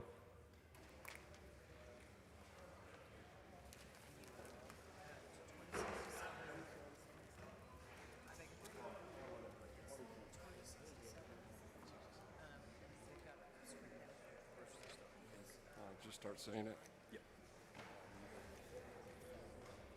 On page 1, Chair recognizes Mr. Paul. Mr. Speaker, I'll call up House Bill 2067 with Senate amendments. Chair lays out House Bill 2067 with Senate amendments and recognize Mr. Paul to explain the Senate amendments. Members, this was a bill about declinations. The Senate added some language to how it might work, but it really kind of messed up how we're going to collect that data about declinations. So for those reasons, I refuse to concur with the Senate amendments. Mr. Paul moves that the House refuse to concur with Senate amendments and requests appointed to a conference committee. Is there objection? Chair is none, so ordered. Following conferees, clerk will read the conferees. House conferees on HB 2067. Paul, Chair. Berry. Dean. Gonzalez of Dallas. Wharton. Members, the next item is on page 2. It's House Bill 2885. Chair recognizes Mr. Gerties. Mr. Speaker, I call up HB 2885 with Senate amendments. Chair lays out House Bill 2885 with Senate amendments. Ask Mr. Gerties to explain the Senate amendments. The Senate amendments don't align with what we're trying to do, so I refuse to concur with the Senate amendments and request a conference committee. Mr. Gerties moves the House refuse to concur with Senate amendments requested appointed to a conference committee. Is there objection? Chair is none. The motion is granted. Following conferees, clerk will read the conferees. House conferees on HB 2885. Gerties, Chair. Harris. Longoria. Phelan. Wally. The next one is still on page 2. It's House Bill 3595. Chair recognizes Mr. Berry. Thank you, Speaker. Members, I move to call up House Bill 3595 with Senate amendments. Chair lays out House Bill 3595 with Senate amendments and recognizes Mr. Berry to explain the Senate amendments. Thank you, Mr. Speaker. Members, the Senate added an amendment to House Bill 3595, which reversed language passed by this body 111 to 15. They also created new terms not defined in the bill or existing statute, and it increases regulatory uncertainty for currently operating businesses. I move to not concur with the Senate amendments to House Bill 3595. Mr. Berry moves the House refuse to concur with Senate amendments request the appointment of a conference committee. Is there any objection? Chair is none, so ordered. Following conferees, clerk will read the conferees. House conferees on HB 3595. Berry, Chair. Ashby. Guerra. King. Wharton. The next one is on page 3. It's House Bill 4. Mr. Buckley.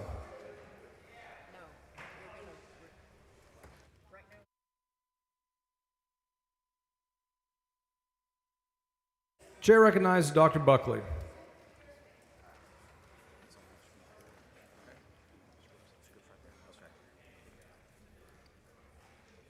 Mr. Speaker, I call up House Bill 4 with Senate amendments.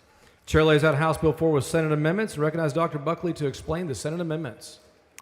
Thank you, Mr. Speaker. Members, we sent a transformational school assessment accountability reform bill from the House to the Senate, and they have changed multiple parts of it. They have waded into some areas where I feel like does not really meet the moment of what we need in our schools to make sure that we have strong assessments that inform our teachers and improve instruction. And so therefore, Mr. Speaker, I move that the House refuse to concur in Senate amendments and request the appointment of a conference committee. Dr. Buckley moves the House refuse to concur in Senate amendments to House Bill 4 and requests the appointment of a conference committee. Is there any objection? Chair hears none. The motion is granted. Following conferees, the clerk will read the conferees. House conferees on HB 4. Buckley, Chair. Bernal. Ashby. Metcalf. Landgraf. The next one's on page 5. Chair recognizes Mr. Shaheen. Thank you, Mr. Speaker. Members, I call up House Bill 5138 with Senate amendments. Chair lays out 5138. Recognize Mr. Sheen to explain the Senate amendments. Thank you, Mr. Speaker. Members, this is the bill relating to the ability of the Attorney General to prosecute election-related offenses.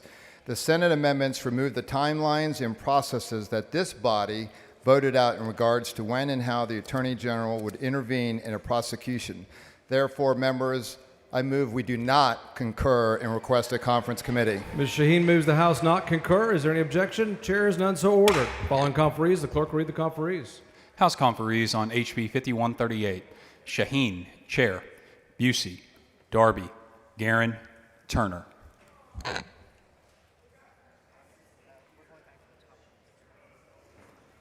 Going back to the top of page 1.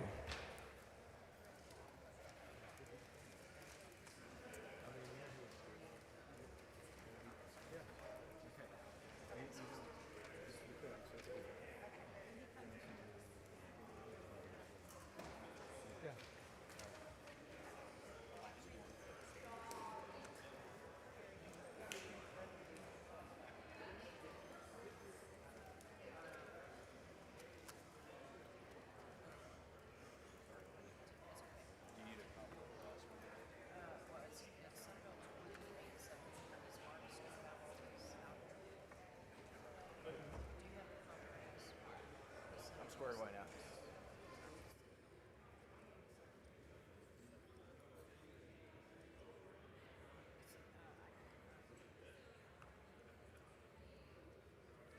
Okay.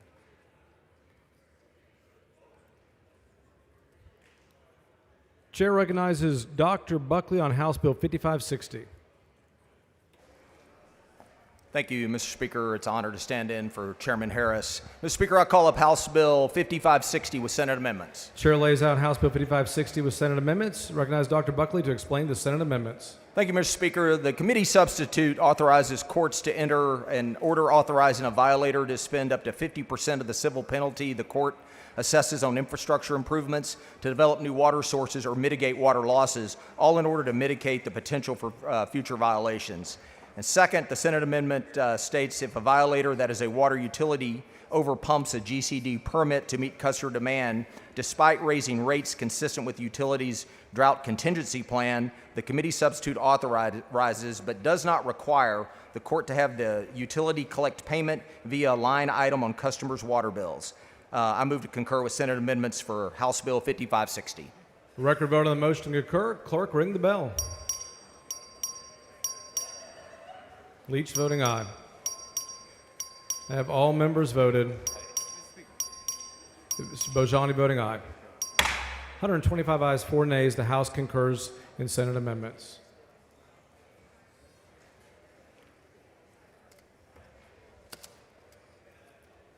Chair recognizes Dr. Buckley on House Bill 2. Thank you, Mr. Speaker. I'm pleased to bring House Bill 2 back before the House. My primary Chair goal. lays out House Bill Okay. 2 Senate amendments. Ask Dr. Buckley to explain the Senate amendments. Thank you, Mr. Speaker. I am pleased to bring House Bill 2 back before the House. My primary goal since being named chair of the House Committee on Public Education has been to get to this very important moment and to get this bill across the finish line.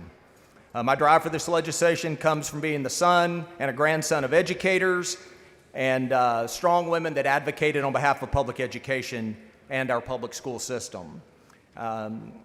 Texas is a big state. Every district in our region, from El Paso to Orange and from Texoma to Brownsville, has varying needs and requests for specific support from this legislature. Satisfying all of those needs is an incredible undertaking, and I believe that this version of House Bill 2 before you now meets that moment. As passed by the Senate, House Bill 2 directs $8.5 billion to public schools, which is the largest investment in public education in the history of our state, even accounting for inflation. I want to thank Speaker Burrows for his help as this bill before you today has an additional $500 million in funding than the version that left this floor.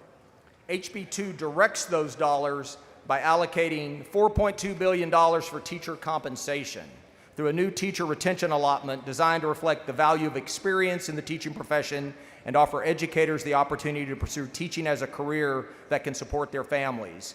The retention allotment provides $2,500 for teachers with 3 to 4 years of experience and $5,000 for teachers with 5 or more years of experience in districts with more than 5,000 students. The allotment would provide $4,000 for teachers with 3 to 4 years and $8,000 for teachers with 5 or more years of experience in districts with 5,000 or fewer students.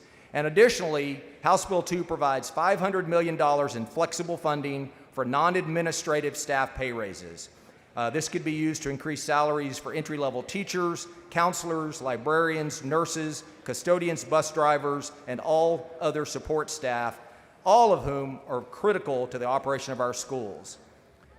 House Bill 2 contains $677 million for early learning programs to improve the quality of learning for our youngest students in the most critical years of their education. It includes $430 million in additional school safety funding to double the per student allotment and to more than double the per campus allotment. Members, there's also an $850 million increase for special education, which includes a move to an intensity-based model of funding. It has $200 million in charter facilities funding, $300 million increase in the small and mid-sized school allotment to further support our most rural schools. $153 million for career and technical education to make certain we are encouraging and supporting a skilled Texas workforce. We have $135 million for teacher preparation and certification initiatives with the requirement that all teachers in Foundation B courses be certified by the 2029-2030 school year. HB2 also redirects funding that would otherwise go towards a future golden penny yield, providing year-to-year funding increase to the basic allotment. Members, HB2 allocates $1.3 billion for a new allotment known as the allotment for basic costs. The ABC, provided on an enrolled student basis, relieves budget pressures like skyrocketing insurance premiums, TRS costs tied to teacher pay raises, utilities, transportation, and many other challenges that are outside of our school district's control. The ABC will further support the budgetary maintenance of our schools without redirecting funding intended to be used in the classroom. Members, this final piece is a fiscally conservative bipartisan response to points this body raised on the committee dais and on the floor. The most recurring request we heard from our schools was to increase the basic allotment. By allocating this dedicated funding to address rising costs in the operations of districts, we can ensure that, that more of our basic allotment dollars stay in the classroom where they belong. Members, I want to thank Vice Chairman Bernal, Chairman Ashby, and other members of the committee for their vigorous efforts to improve this legislation. And I also want to thank Speaker Burrows for his consistent leadership and support on behalf of this body to keep House Bill 2 reflective of the goals of the House. I want to thank Chairman Creighton, members Mr. Speaker. Mr. Talarico, for what purpose? Does the gentleman yield for questions? Gentleman yield for questions? Yes. He yields for questions. Thank you, Chairman Buckley. I appreciate your work on this bill. Yes, I'll be voting for it. As I've said before, I would vote for a $1 increase to Yes, public education, but I do want to talk about the specifics. So in committee, we heard repeated testimony that we would need to raise the basic allotment by nearly $1,400 just to catch our schools up to 2019 funding levels after 6 years of rampant inflation. And can you remind the body how much the original House Bill 2 raised the basic allotment by? It was, I believe, $395. Right, so nearly $1,000 below what our schools needed to catch up to 2019 funding levels. How much does this bill increase the basic allotment other than the golden penny yield already written into law?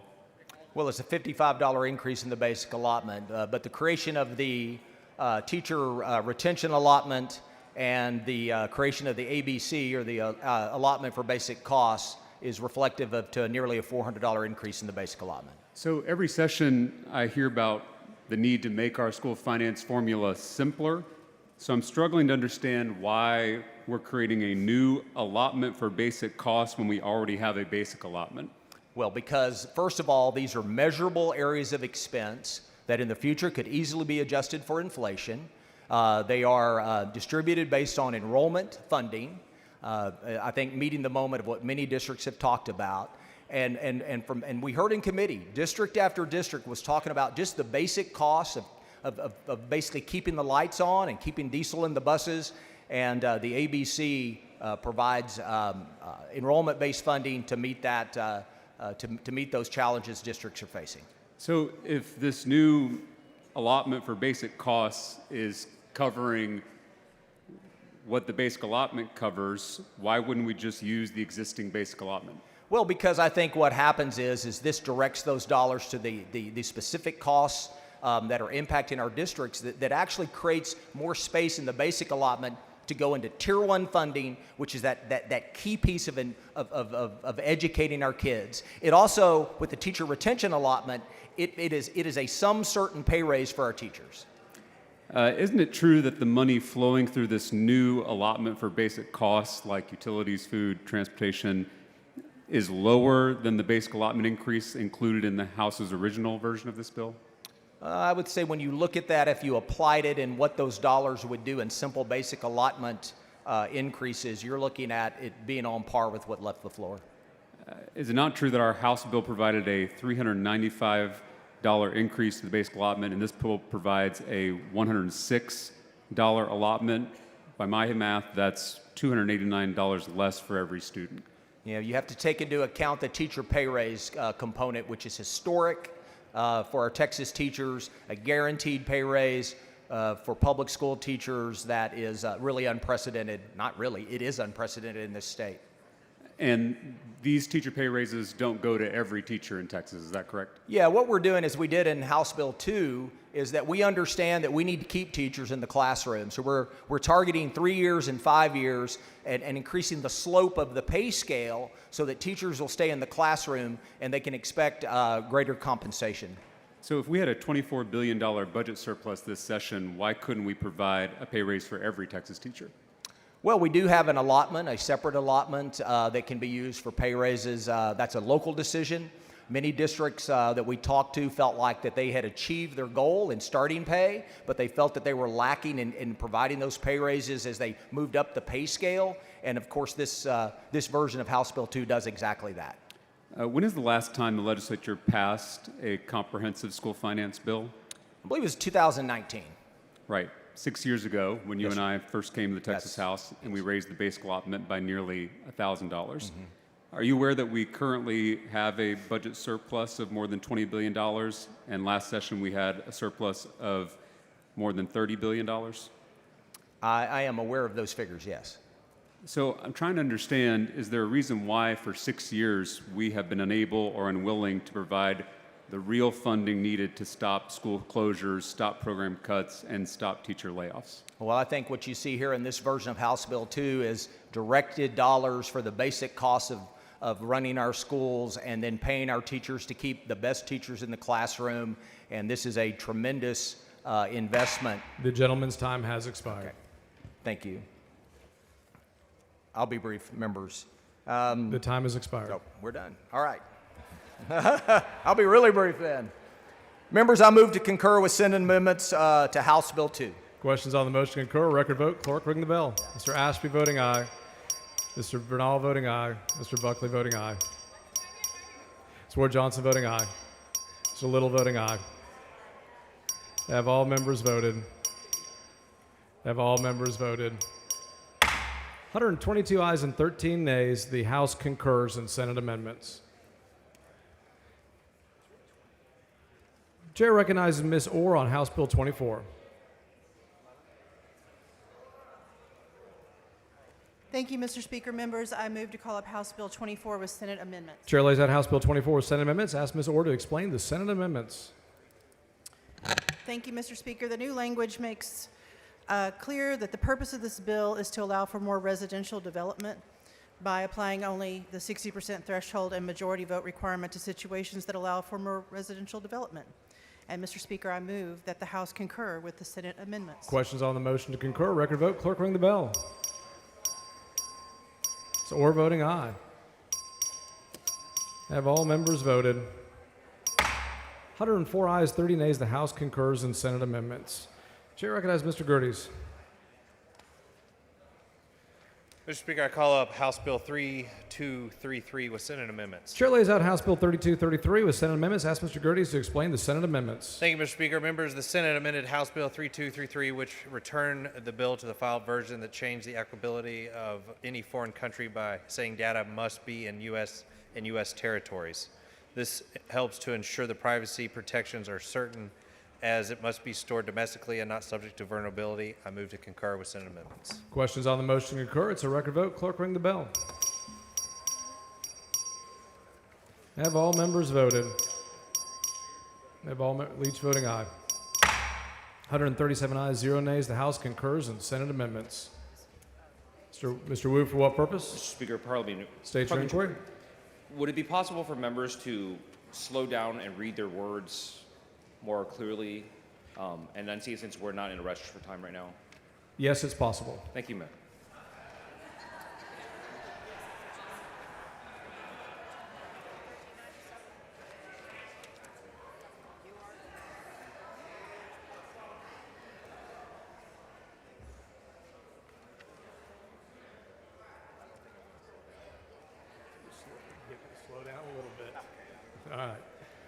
The chair recognizes Mr. Gerties on House Bill 1397. Mr. Speaker, I call up House Bill 1397 with Senate amendments. Chair lays out House Bill 1397 with Senate amendments and recognizes Mr. Gerties to explain the Senate amendments. Thank you, Mr. Speaker. Members, the Senate amended House Bill 1397 to make it more in line with statute with the recently passed Senate Bill 3059, which establishes the Alamo Commission. The Senate amendments establish a framework for the display and care of the victory or death letter, the Texas Constitution, and the Texas Declaration of Independence, with oversight provided by the State Preservation Board, Texas Historical Commission, and the Texas State Library and Archives Commission. I want to thank Chairman Metcalf and Senator Middleton for working with Chairman Harris on this, and I move to concur with Senate amendments. The questions on the motion to concur, clerk ring the bell.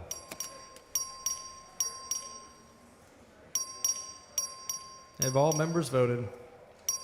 Have all members voted? 141 ayes, 0 nays. The House concurs in Senate amendments. Chair recognizes Representative Bojani on House Bill 3133. Thank you, Mr. Speaker. Members, I'd like to call up HB 3133 with Senate amendments. Chair lays out House Bill 3133 with Senate amendments. Recognizes Mr. Bojani to explain the Senate amendments. Thank you, Mr. Speaker. Members, the amendment by Senator Huffman is a good one and ensures that the bill doesn't conflict with the federal law Take It Down Act. Hence, I move to concur with the Senate amendment. Questions on the motion to concur, record vote, clerk ring the bell. Have all members voted? 119 ayes and 19 nays, 3133. House concurs with amendments. Mr. Moody, for what purpose? Parliamentary inquiry. State your inquiry. Is Mr. Bojani permitted to make a motion without thanking the joint authors of his bill? Chair is not advised.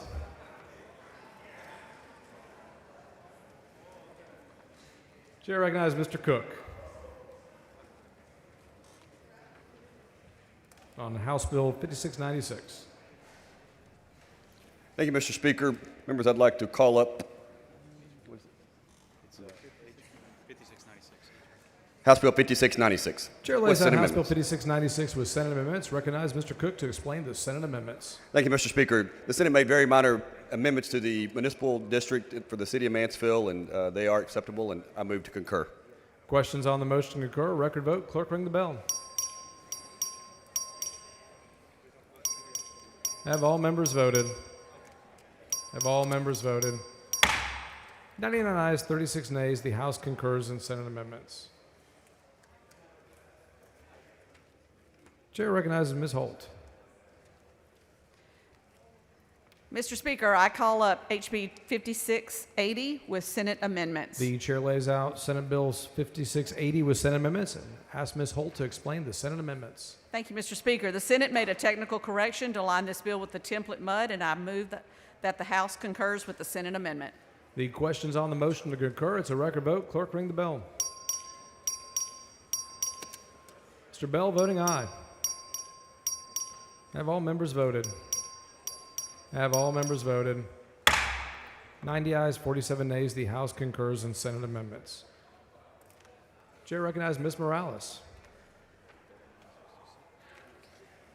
Thank you, Mr. Speaker. I call up House Bill 3966 with Senate amendments. The chair lays out House Bill 3966 with Senate amendments. Recognizes Ms. Morales to explain the Senate amendments. Mr. Speaker, members, you remember this bill regarding Greyhound moving into communities like yours.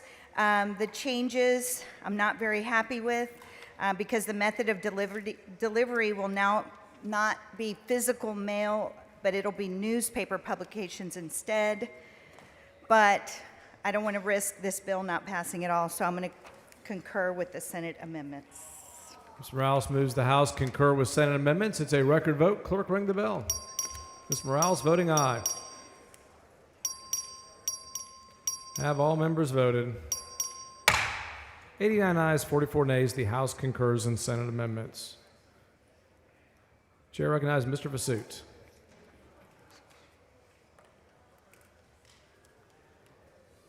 On House Bill 3556.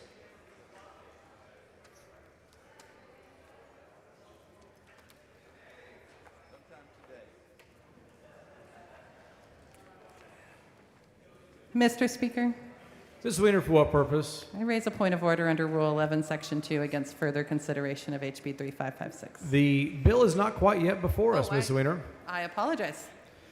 Mr. Speaker, I call up the Byrd Bill. House Bill 3556. Chair lays out House Bill. Mr. Speaker. Oh, sorry. Still too soon. The chair lays out House Bill 3556 with Senate amendments and recognize Mr. Vasut to explain the Senate amendments. Mr. Speaker. Ms. Weiner, for what purpose? I raise a point of order against further consideration of HB 3556 under Rule 11, Section 2, that the amendments are not germane. Bring your point of order down front.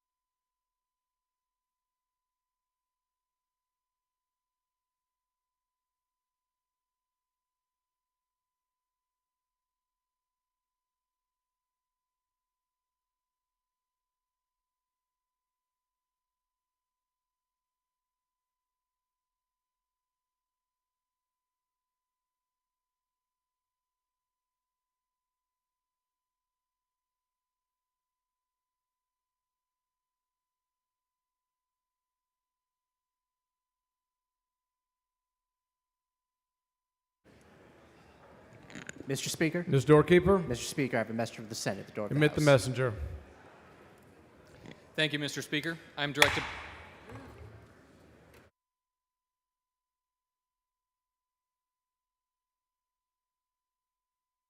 The point of order has been withdrawn.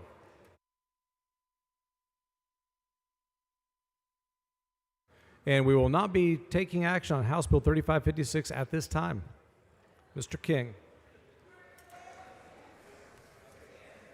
Thank you, Mr. Speaker. I call up House Bill 144. Chair lays out House Bill 144 with Senate amendments. Ask Mr. King to explain the Senate amendments. Thank you, Mr. Speaker. The Senate added an amendment that allows the PUC to streamline the process implemented in both 144 and Senate Bill 1789. I move to concur. The questions on the motion to concur, clerk ring the bell. Mr. King voting aye. Have all members voted? 110 ayes, 18 nays. The House concurs with Senate amendments. Chair recognizes Ms. Hall.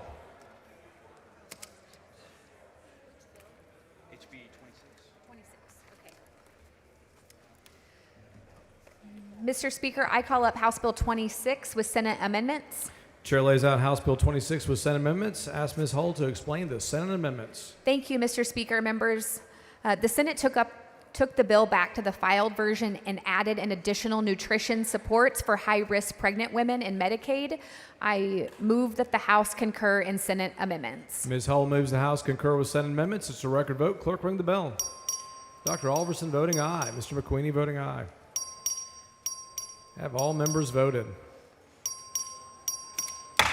130 ayes, 9 nays. The House concurs in Senate amendments. Chair recognizes Dr. Alverson.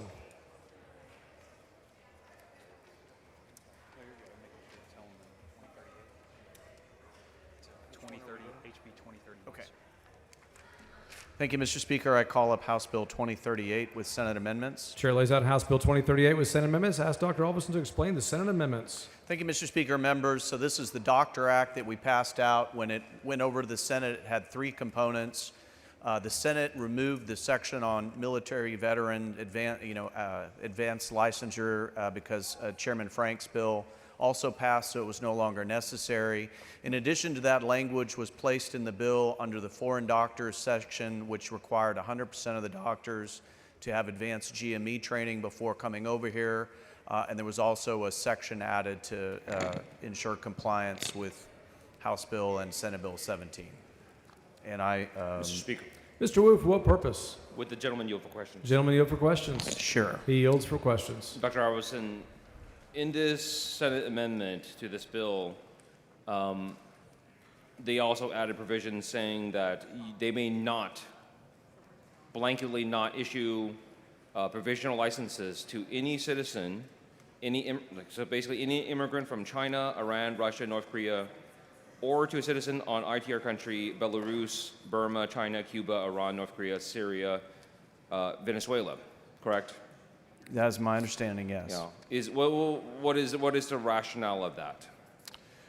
The rationale with that was to make sure that this statute wasn't conflicting with other statutes which this chamber passed. What statute would it conflict with based on those provisions? Well, I think the concern was that it would conflict with House Bill 17. House Bill 17 is about House Bill 17 or Senate Bill 17? Or Senate Bill 17. 17 is about the purchase of property. Has nothing to do with employment, nothing to do with medical licenses or anything. Sure. So why does it need to comply with House Bill 17? Well, because that is essentially, that was an issue that was very, very important to the Senate. And just to be clear, and again, you're not a member of the Senate. Again, I just want to be clear. I think what we're trying to do is recruit additional physicians that may be capable of and trained to practice medicine, and we'll take anybody we can get, Sure. sir. I wish that, I know we say that. I mean, again, like correct. So again, it's not about a pathway to citizenship or some kind of issue. What we're trying to do is open the door for doctors that were trained abroad to be able to practice here. And this was a reasonable box that the Senate said, well, we want these restrictions. I didn't want to jeopardize the whole bill and lose out on the ability to bring in foreign trained doctors from anywhere so that we get into a knockdown, drag out fight about this. And, because kind of my concern is, like, my cousin, who is now a ophthalmological surgeon, I don't know what you call that. She was a doctor in China. She was a surgeon in China first, and then came here and was provisional and did her license and did her everything here, and then became a U.S. licensed doctor. That she would now be banned if she had come after this bill. I potentially. And that potentially could be hundreds of thousands of doctors. But potentially, if this program didn't exist, she wouldn't be coming over anyway. But again, the program existing and then cutting out a significant portion of people. Respectfully, I think the decision tree here is whether you want anybody to be able to come over and use their skills to help address healthcare shortages we have in this state, or you don't unless it's open to all countries around the world, because that's sort of the decision point that we have before us. I'm just curious because I know on SB 17 the argument was that people buying a house or people buying a business might somehow be a threat to national security and threat to state security. What is the threat of somebody who's coming over and practicing and being a doctor and healing the sick? Representative, I'm not advised. I'm trying to get as many licensed physicians who can prove that they had graduate medical training and that they are capable of practicing at the same level as our U.S. trained physicians from as many places as we can get them. And this was part of a very sticky negotiation. We worked very hard with the Senate to come up with this version. There were days where we felt like this bill probably we're not going to pass at all. And you're accepting this reluctantly? I am accepting this reluctantly, but I would rather that we get this done than get nothing done. And I think that there are many, many, many, many countries where doctors will now be able to come and prove that they have the same level as training as our American doctors, and they will be able to help with healthcare shortages. And that's, at the end of the day, what this bill is not about countries. It's Well, about it- addressing it is healthcare about shortages. countries now. Well, you're making it about that. But I didn't write this bill. And Dr. Albertson, let me retract that. I very much respect and appreciate the work you've done on this, and I'm not angry at you. I think this is a very good bill that's been hijacked, and this bill now sets up a very dangerous precedent where we're interjecting global politics into something that is very vital to our well-being and safety. well, I appreciate your perspective, and I think my perspective is that this was the compromise we were able to obtain, and I did not want to lose I the appreciate whole opportunity just over this. So Thank you. I appreciate you. Thank you. Mr. Speaker, I move that the House concur with Senate amendments. Mr. Perez, for what purpose? Mr. Speaker, does the gentleman yield for questions? Gentlemen, you have questions? I do. He yields for questions. Well, Dr. Albertson, thank you so much for this legislation. Just want to be clear, one of the changes the Senate made to this legislation was that now students who might qualify for this program have to pass the medical licensee exam, both Step 1, Step 2, and now Step Correct. 3, before they could be considered for this legislation. Step 1 and Step 2 are required before you can be issued a provisional license under the medical graduate program. And then the other change that we made, which was made on the House side, we accepted a very good amendment from Representative Schaffner so that 100% of those medical graduates are now bracketed to rural Texas and rural Texas alone. So that's really going to help a lot of our rural communities that struggle to get health care providers. Right, and it took away the provisional aspects of it before in the House version, but now this medical licensing portion makes it even more difficult for folks to qualify under this program. Well, I will just say that Step 1 and Step 2 are normally taken during medical school. So by the time someone graduates from medical school, they've probably already done Step 1 and 2. So I don't really see it that way, just on my own personal experience of being a physician. But I do understand your concern. Thank you. And Dr. Albertson, I just also want to point out that other states, such as Tennessee and others, have already passed similar legislation and are already kind of at a competitive edge relative to Texas. If you can I talk agree. about that. Yeah, I think Texas isn't the only state that's pursuing the strategy that we're pursuing here, both with physician graduates, but also with doctors that have trained outside the United States. We do this in other professions, and we recognize that we have shortages, and there are capable, qualified people that can fill them, and we need to look at every option so they come here to Texas instead of going to Tennessee or Minnesota or somewhere else.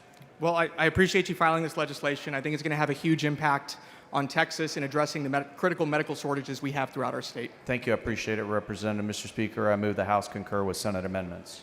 Question is on the motion to concur. Record vote. Clerk, ring the bells. Show Mr. Wu voting no. Have all members voted? 108 ayes, 31 nays. The House concurs in Senate amendments. Mr. Wu, for what purpose? Mr. Speaker, I move to reduce the writing and place in the journal the discussion on the previous bill.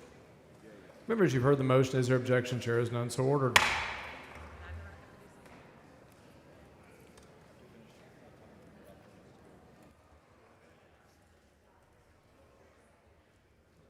All right.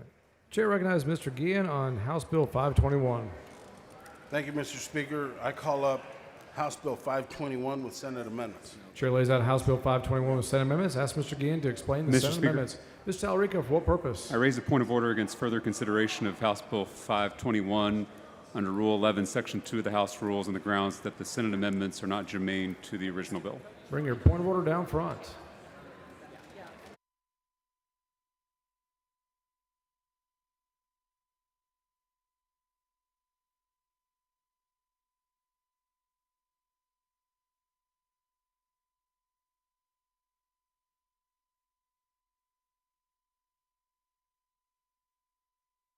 Mr. Romero for a recognition. Thank you, Mr. Speaker. Members, I want to recognize someone in the gallery that's really special to me. One of my favorite of all Republicans in the state of Texas, the chair of our MAUF board, Massey Villarreal. Massey, will you stand up? Members, I want y'all to give this man a hand. Massey Villarreal has been named one of the 100 most influential Hispanics in the United States by Hispanic Business Magazine, one of the 100 most influential Hispanic Republicans by Newsweek, He is currently CEO and president of Precision Task Group. Stay standing, Massey. Don't sit back down, buddy. He's the first person to ever be chairman of the local, state, and national Hispanic Chamber. Mr. Villarreal served as champion of the Houston Hispanic Chamber of Commerce, Texas Association of Mexican American Chambers of Commerce, and the United States Hispanic Chamber of Commerce. Mr. Villarreal served for 3 years as chairman of the Texas Association of Business Foundation and 2 years as chairman of the TAB board. Massey is a member of the executive of the TAB as immediate past chairman. He currently sits on the board of the directors for the Greater Houston Partnership. This bio goes on and on and on. In January 2025, Massey began his term as national chairman of Excelencia in Education in Washington, D.C., a Washington, D.C.-based organization focused on the intentionality of graduating Hispanics and other students from over 600 Hispanic-serving institutions in the United States. Mr. Villarreal is currently serving Governor Greg Abbott as an appointee to the Executive Incentive Oversight Board. He's also served several years under Governor Rick Perry through his appointment to the Texas Economic Development Corporation as well as Texas Public Finance Authority, prior to which Governor Perry appointed Massey Villarreal as presiding officer, chairman of the governing board of the Texas Department of Economic Development. Mr. Villarreal led a successful transition to the agency to the governor's office effective September 1st, 2003. In September 2001, Mr. Villarreal completed 6-year appointment to the Board of Regents of the Texas State University System, which is composed of 9 university components throughout Texas by Governor George W. Bush. A little bit more, Massey. He also serves as National Council member of the American Israel Public Affairs Committee, Texas Association of Community College Business Advisory Board, Excelencia in Education, and the list goes on. I think I'm going to stop there, Massey. Thank you for everything that you've meant to us, to MALC members, to our fellows in the fellowship program, for all your advocacy for small business, specifically Hispanic business. Thank you, and I think there's a few other members that'd like to say some words.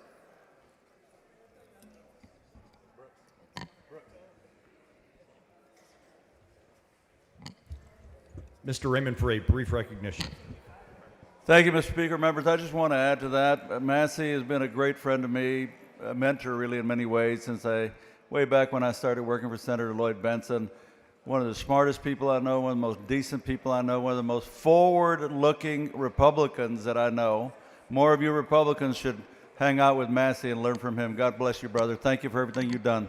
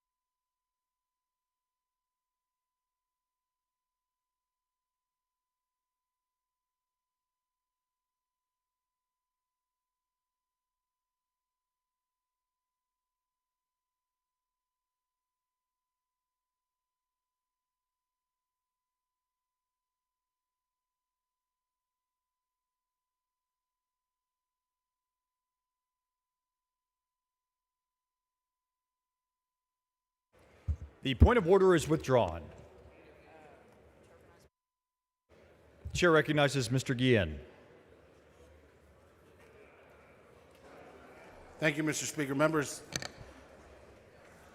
the Senate added 2 amendments. The First Amendment revised subsection F to clarify that election officers have the responsibility to ask drivers of their frequency of transporting voters during the election period to ensure that these drivers understand the responsibility to document the activity that the statute calls for. And the Second Amendment, based upon input from the Senate State Affairs Committee, added a new subsection AF to allow a voter escorting someone eligible for curbside voting to also request to vote at the curb. These are fine, and so I move to concur with Senate amendments. Mr. Guillen moves that the House concur with Senate amendments.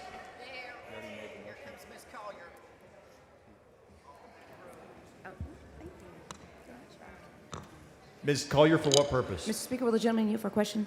Does the gentleman yield for questions? Yes. The gentleman yields for questions. Chair Gann, I just want to make sure I understand what is being done on this bill. So is there a new affidavit requirement for individuals who transport someone who needs assistance with curbside voting? More than 7 times. More than 7 times, but it's cumulative, so it's not in one day.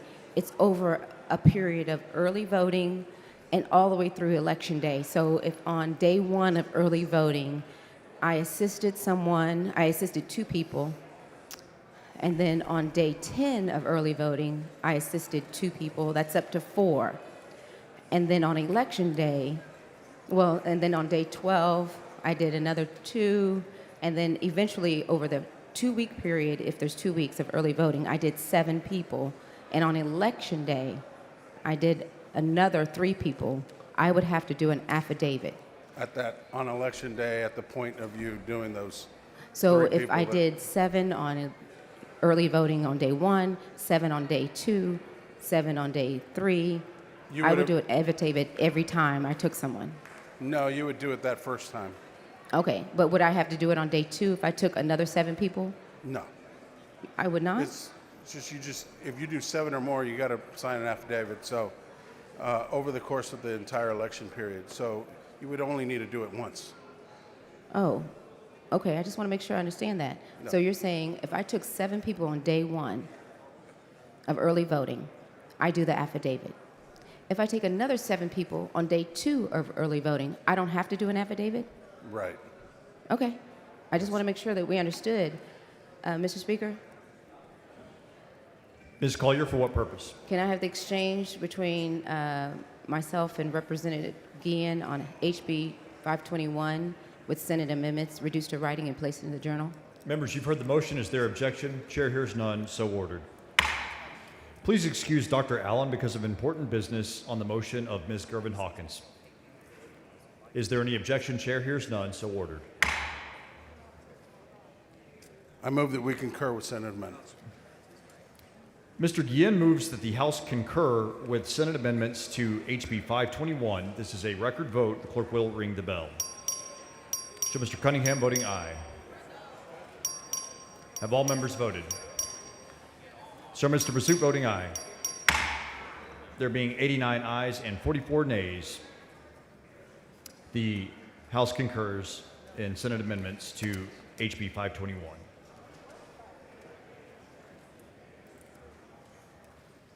Chair recognizes Mr. Cunningham.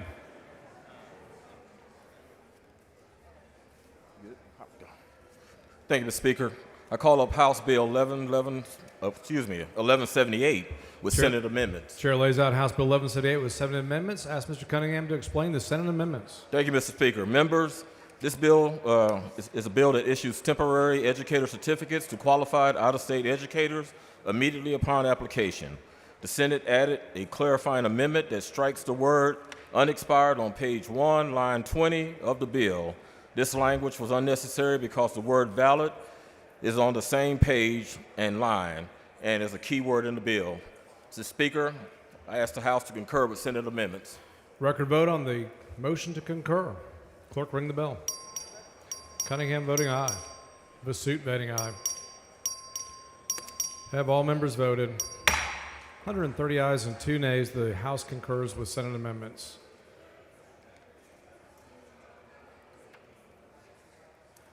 Chair recognizes Ms. Garcia Bear for an announcement. Thank you, Mr. Speaker. Women, it's time. Join us for Jules and Jazz.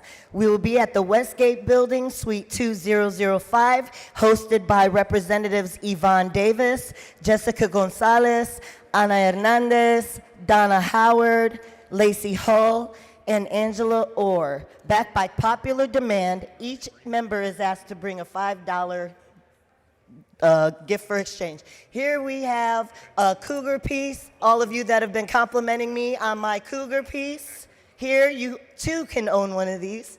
Go to Jewel Time. They're hosted at 4 o'clock to 8 o'clock today.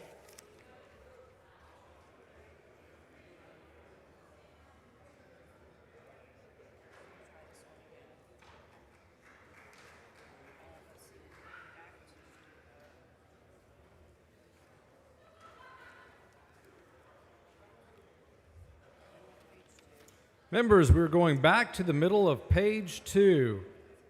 Chair recognizes Mr. Vasut on House Bill 3556. Thank you, Mr. Speaker. I call up House Bill 3556, the Byrd Bill, with Senate amendments. Chair lays out House Bill 3556 with Senate amendments. Asked Mr. Vasut to explain the Senate amendments. Thank you, Ms. Mr. Speaker, Ms. Weiner, for what purpose? I raise a point of order under Rule 11, Section 2 against further consideration of HB 3556. Bring your point of order down front.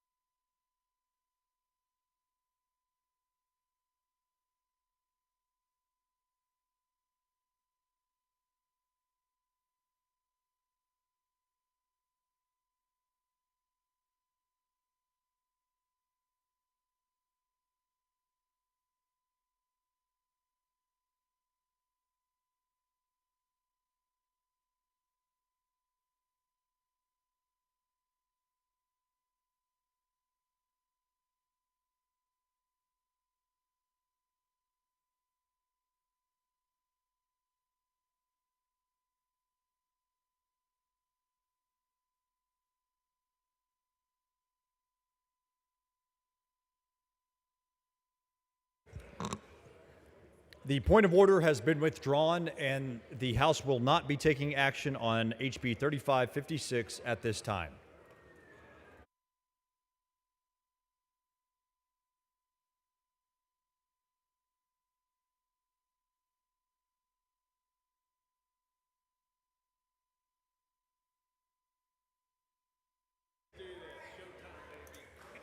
The chair recognizes Mr. Wilson for a motion. Yeah. The chair recognizes Mr. Wilson. Thank you, Mr. Speaker, members. Mr. Speaker, I call up House Bill 42 with amendments. The chair lays out House Bill 42 with Senate amendments and recognizes Mr. Wilson to explain the Senate amendments. Thank you, members. As you know, House Bill 42 is the Higher Education Fund, the formulas for all of our universities. And with the Senate amendments, we basically were looking to at least having a 75% increase. The Senate decided to go 50% increase, thus reducing the formula. Members, this is extremely upsetting. And at the end of the day, we shall live to fight another day. I concur. Mr. Wilson moves that the House concur with Senate amendments to HB 42. This is a record vote. The clerk will ring the bell. Show Mr. Massoud voting aye. Have all members voted? Have all members voted? There being 111 ayes and 15 nays, the House concurs in Senate amendments to HB 42. The chair recognizes Mr. Lujan. Thank you, Mr. Speaker. I call up House Bill 1211 with Senate amendments. The chair lays out House Bill 1211 with Senate amendments and recognizes Mr. Lujan to explain the Senate amendments. Members, the Senate added an age cap for the tuition waiver at 27 years old, and I move to concur with the Senate amendments. Mr. Lujan moves that the House concur with Senate amendments to HB 1211. This is a record vote. The clerk will ring the bell. Have all members voted? Have all members voted? There being 95 ayes and 31 nays, HB 1211, the House concurs in Senate amendments to HB 1211.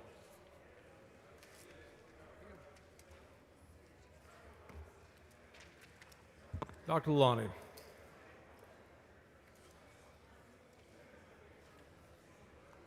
Mr. Speaker, members, I call upon House Bill 783 with Senate amendments. Chair lays out House Bill 783 with Senate amendments. Ask Dr. Lalani to explain the Senate amendments. Speaker, members, Senate made some thoughtful changes upon our request to strengthen and clarify the bill enforceability, particularly in context of deceptive AI-generated content.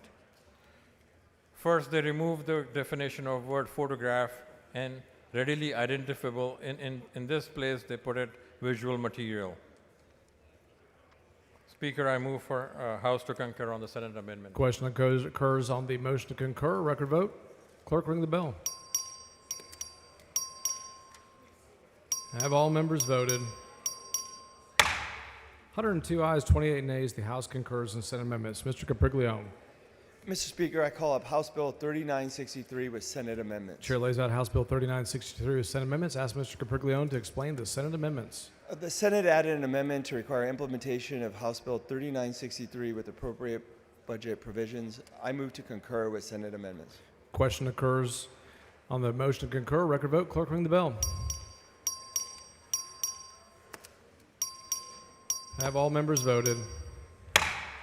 99 ayes, 36 nays. The House concurs in Senate amendments. Mr. Gerdes.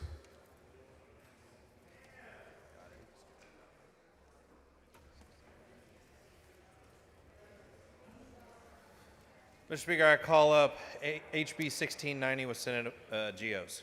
Chair lays out House Bill 1690 with Senate amendments. Ask Mr. Gerdes to explain the Senate amendments. HB 1690 improves transparency by requiring notice to certain neighboring groundwater conservation districts and counties when an export permit is filed. The Senate changes reflect stakeholder input. Therefore, I concur with Senate amendments. Question on the concurrence. Record vote. Clerk, ring the bell. Have all members voted? 133 ayes, 1 nay. The House concurs in Senate amendments. Mr. Guillen. Thank you, Mr. Speaker. Members, I call up House Bill 1234 with Senate amendments. Chair lays out House Bill 1234 with Senate amendments. Ask Mr. Guillen to explain the Senate amendments. Thank you, Mr. Speaker. Members, the Senate added an agency-requested clarifying amendment that fixes the reference to the Texas Medical Advisory Board to Texas Medical Advisory Board panel. So it just added one word, panel. I appreciate the Senate perfecting the bill and move to concur with Senate amendments. Questions on the concurrence? Record vote. Clerk, ring the bell. Have all members voted? 104 ayes, 28 nays. The House concurs in Senate amendments.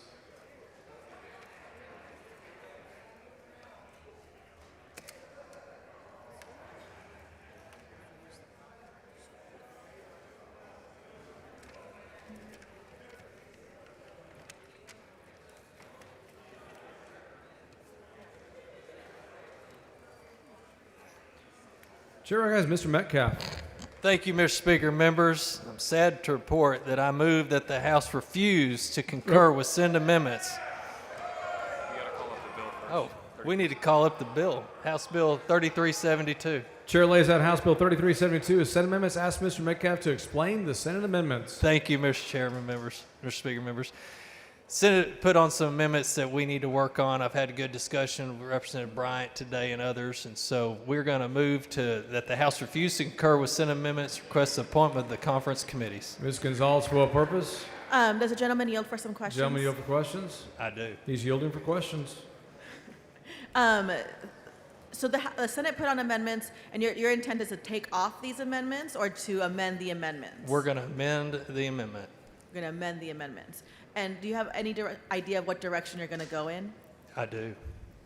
Okay.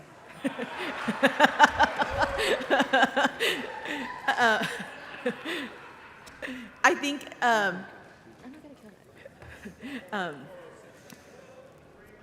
I'll talk to you later. Thanks, Will. You're welcome.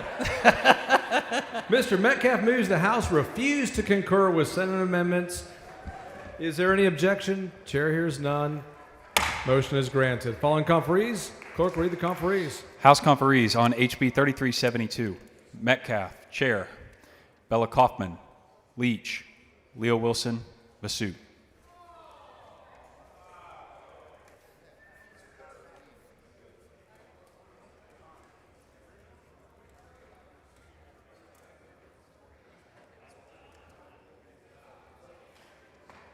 Chair recognizes Mr. Louderback for a recognition.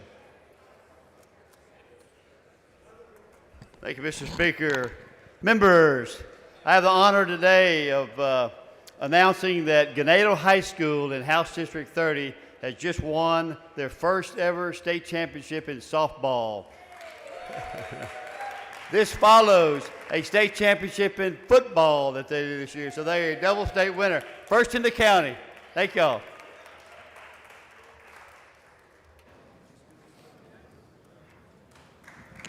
Mr. Speaker. Ms. Doorkeeper. Mr. Speaker, I messenger for the Senate. The door Commit of the the House. messenger.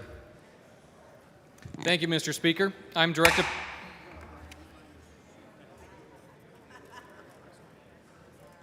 Chair has Mr. King. Thank you, Mr. Speaker. I call up House Bill 27. Chair lays out House Bill 27 with Senate amendments. Ask Mr. King to explain the Senate amendments. Thank you, Mr. Speaker. House Bill 27 is a financial literacy bill. The Senate added an amendment that gives schools an extra year to implement changes. I'd like to thank my friend, Ms. Garcia, for all her hard work. I couldn't have passed this bill without her, and I move that we concur. Questions on the motion to concur? Record vote. Clerk, ring the bell. Have all members voted? 135 ayes and 2 nays. The House concurs with Senate amendments. Chair recognizes Ms. Noble. Thank you, Mr. Speaker. I call up House Bill 4211 with Senate amendments. Chair lays out House Bill 4211 with Senate amendments. Ask Ms. Noble to explain the Senate amendments. Actually, this is the Epic City bill. A lot of you have been asking about it. The Senate added that it goes into effect immediately, and I I absolutely concur with that. Question occurs on the motion to concur. Record vote. Clerk, ring the bell. Have all members voted? 110 ayes, 26 nays. The House concurs in Senate amendments. Chair recognizes Dr. Alverson. Thank you, Mr. Speaker. I call up House Bill 2243 with Senate amendments. Chair lays out House Bill 2243 with Senate amendments. Ask Dr. Alverson to explain the Senate amendments. Thank you, Mr. Speaker. Members, the Senate made one minor change in directions as far as the composition of the committee, did not change the overall numbers or distribution, and I move that the House concur with the Senate amendments. Questions on the motion to concur. Record vote. Clerk, ring the bell. Have all members voted? 99 ayes, 36 nays. The House concurs in Senate amendments. Chair recognizes Mr. Perez of El Paso. Thank you, Mr. Speaker. I call up House Bill 2853 with Senate amendments. Chair lays out House Bill 2853 with Senate amendments. Ask Mr. Perez to explain the Senate amendments. Thank you, Mr. Speaker. This was my first bill layout, which many of you gleefully made very difficult for me. It deals with the Student Union facility at the University of Texas, El Paso. Under the Senate amendment, there is now an election requirement that's triggered for any fee increase over 10%, and any such increase now has to be approved by the governor's appointees on the Board of Regents, not campus administration. I will concur with the Senate amendments. Thank you to the joint authors and Senator Blanco, and to UTEP President and the former Air Force Secretary under President Trump, Heather Wilson, for being a tremendous resource on this bill. Mr. Speaker, I move the House concur with Senate amendments. The questions on the motion to concur. Record vote. Clerk, ring the bell. Have all members voted? 105 ayes, 34 nays. The House concurs in Senate amendments. Chair has Mr. Capriglione on House Bill 4638. Thank you, Mr. Speaker. I call up House Bill 4638 with Senate amendments. Chair lays out House Bill 4638 with Senate amendments. Ask Mr. Capriglione to explain the Senate amendments. The Senate made changes to this bill, which is Representative Bonin's bill, that he doesn't completely agree with, so they shortened the sunset date for the Texas Pharmaceutical Initiative. But in an effort to keep the initiative going, Representative Bonin moves to concur. Questions on the motion to concur. Record vote. Clerk, ring the bell.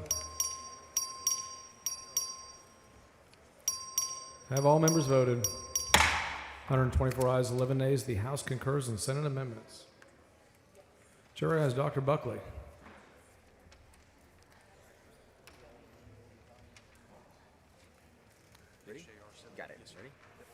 Thank you, Mr. Speaker. I call up House Joint Resolution 7 with Senate amendments. Chair lays out HJR 7 with Senate amendments. Ask Dr. Buckley to explain the Senate amendments.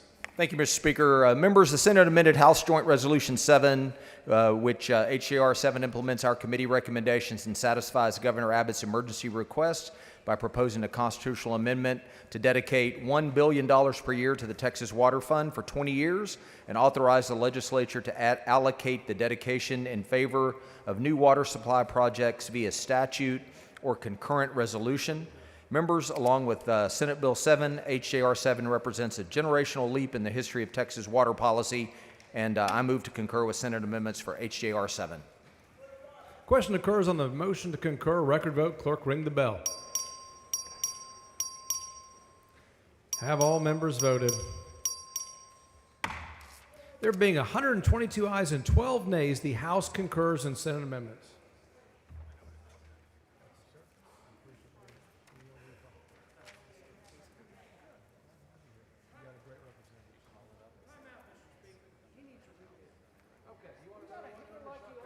Come on.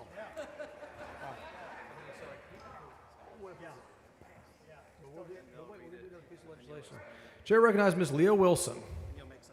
Mr. Speaker and members, I call up House Bill 100 with Senate amendments. Chair lays out House Bill 100 with Senate amendments. Ask Ms. Leah Wilson to explain the Senate amendments.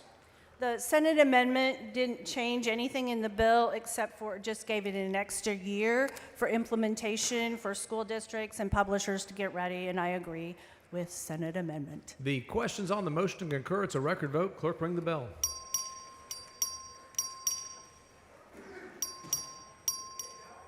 Have all members voted? There being 112 ayes and 28 nays, the House concurs in Senate amendments.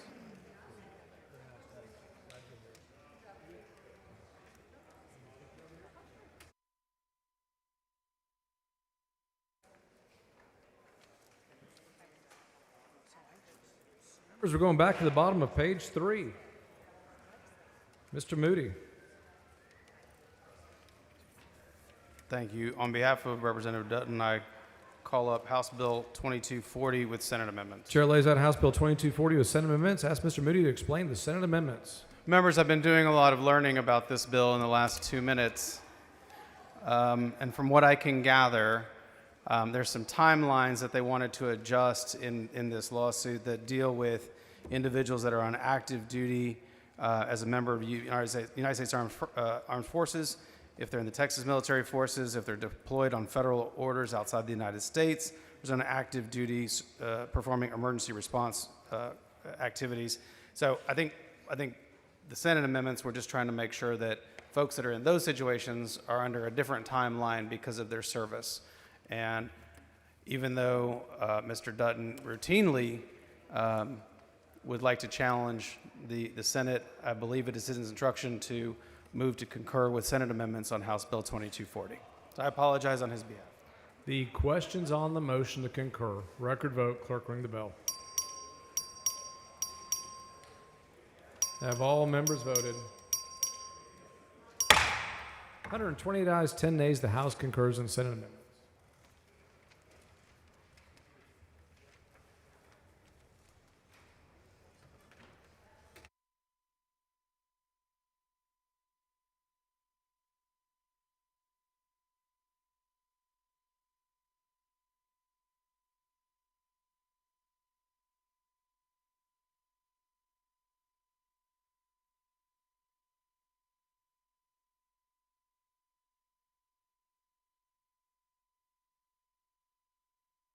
We're back on the top of page 5.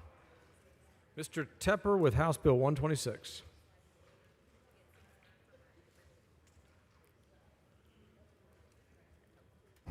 Thank you, Mr. Speaker. I call up House Bill 126 with Senate amendments. Chair lays out House Bill 126 with Senate amendments. Ask Mr. Tepper to explain the Senate amendments.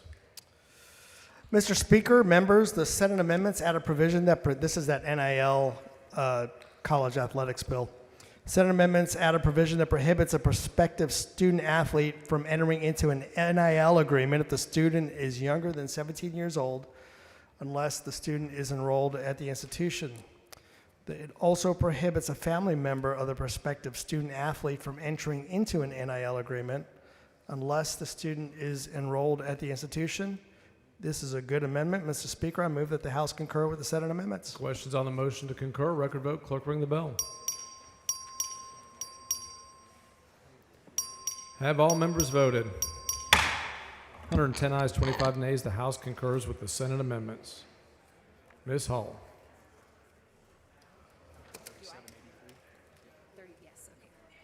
Mr. Speaker, I call up House Bill 3783 with Senate amendments. Chair lays out House Bill 3783 with Senate amendments. Ask Ms. Hull to explain the Senate amendments. Thank you, Mr. Speaker. Members, the Senate added a clarifying amendment allowing a family court to order a party or parties to pay for counseling unless the party is a victim of family violence. I also want to thank Representative Holt, Slauson, and Orr. Oh, yes, you too, Will. For their work on this bill, and I move that the House concur in Senate amendments. The questions on the motion to concur, record vote. Clerk, ring the bell. Have all members voted? 120 ayes, 7 nays. The House concurs with Senate amendments. Chair recognizes Mr. Guerin. Thank you, Mr. Speaker. Members, I move to call up House Bill 2512 with Senate amendments. Chair lays out House Bill 2512 with Senate amendments. Ask Mr. Guerin to explain the Senate amendments. Mr. Speaker, Ms. Hinojosa, for what purpose? will the gentleman yield for questions? Gentleman yield for questions? Yes, I will. He yields for questions. Representative Guerin, there was an amendment added by the Senate that requires a city to give 7 business days notice when they receive a petition. My city is asking if you could clarify what that notice needs to look like. What kind of notice is that? Well, first, I'd like to thank you for explaining my Senate amendments. But secondly, by mail or any other way that's legal. Okay, any kind of notice. Yes, ma'am. Thank you. Appreciate your answer. And the rest of the Senate amendments clarifies the petition election message to remove land from a municipal ETJ, and it allows the landowner to accept themselves from an ETJ removal effort if that they do not wish to be part of. And I would move to concur with Senate amendments. The question on is the motion to concur. Record vote. Clerk, ring the bell. Have all members voted? 119 ayes and 20 nays. The House concurs with Senate amendments. Chair recognizes Ms. Howard. Speaker. So for what purpose?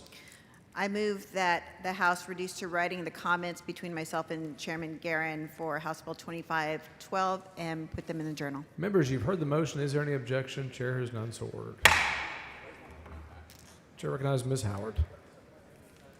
Thank you, Mr. Speaker. I call up House Bill 5616 with Chair Senate lays amendments. out House Bill 5616 with Senate amendments. Ask Ms. Howard to explain the Senate amendments. Thank you, Mr. Speaker, members. The Senate removed the provision for direct financial support to the presidential libraries and instead allows TSLAC to accept gifts.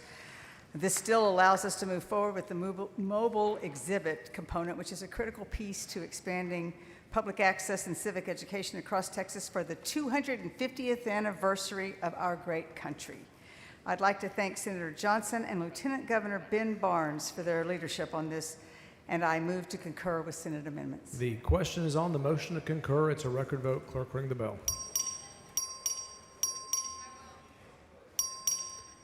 Have all members voted?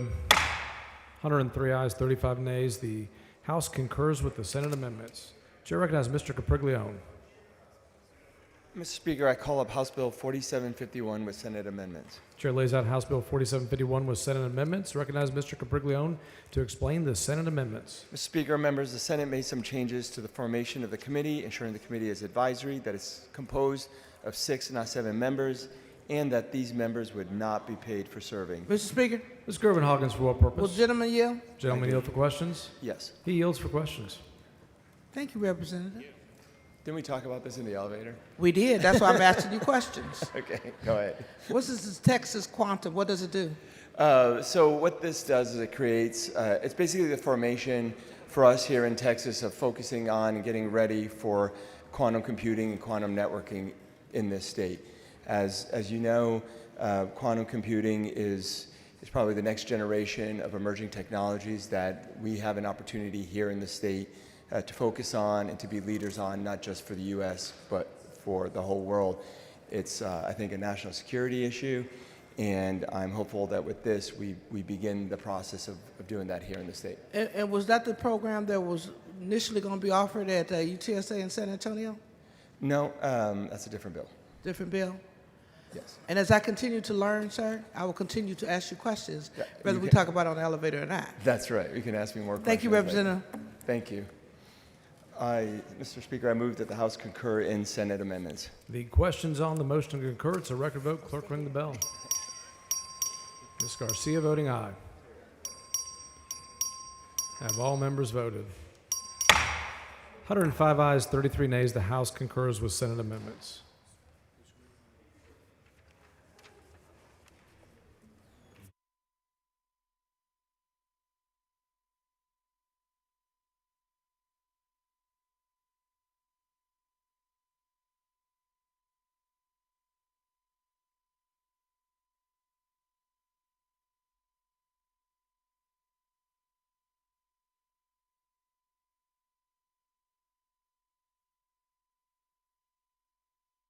Chair recognizes Representative Hefner.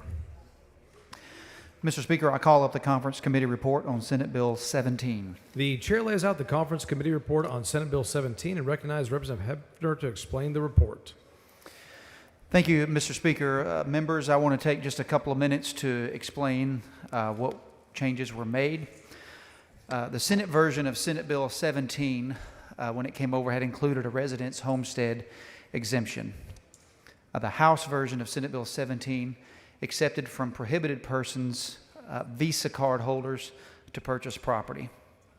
The Conference Committee report marries these two provisions. The resident homestead exemption is restored, but it is limited to those lawfully present. This is similar to the language that received majority House support on a third reading amendment when the bill left the House. The reason that the third reading amendment was not adopted word for word is because a single-family residence could potentially be read to include thousands of acres associated with the residence. A homestead in Section 11.13J of the tax code is a term that everyone understands and has a well-defined legal meaning assigned to it. This would limits a homestead to 10 acres within the city and 20 acres outside of the city. The result is that the Conference Committee report for Senate Bill 17 provides stronger protections for Texas land and natural resource than both the versions that passed by the Senate and the version passed by the House. So with that, I would move adoption. Mr. Wu, to speak. Thank you, Mr. Speaker. Members, this is the bill that we spent quite a bit of time on earlier this month. This is the bill that would ban immigrants from China, Russia, Iran, North Korea from purchasing a home or a big commercial business or own farmland or anything else.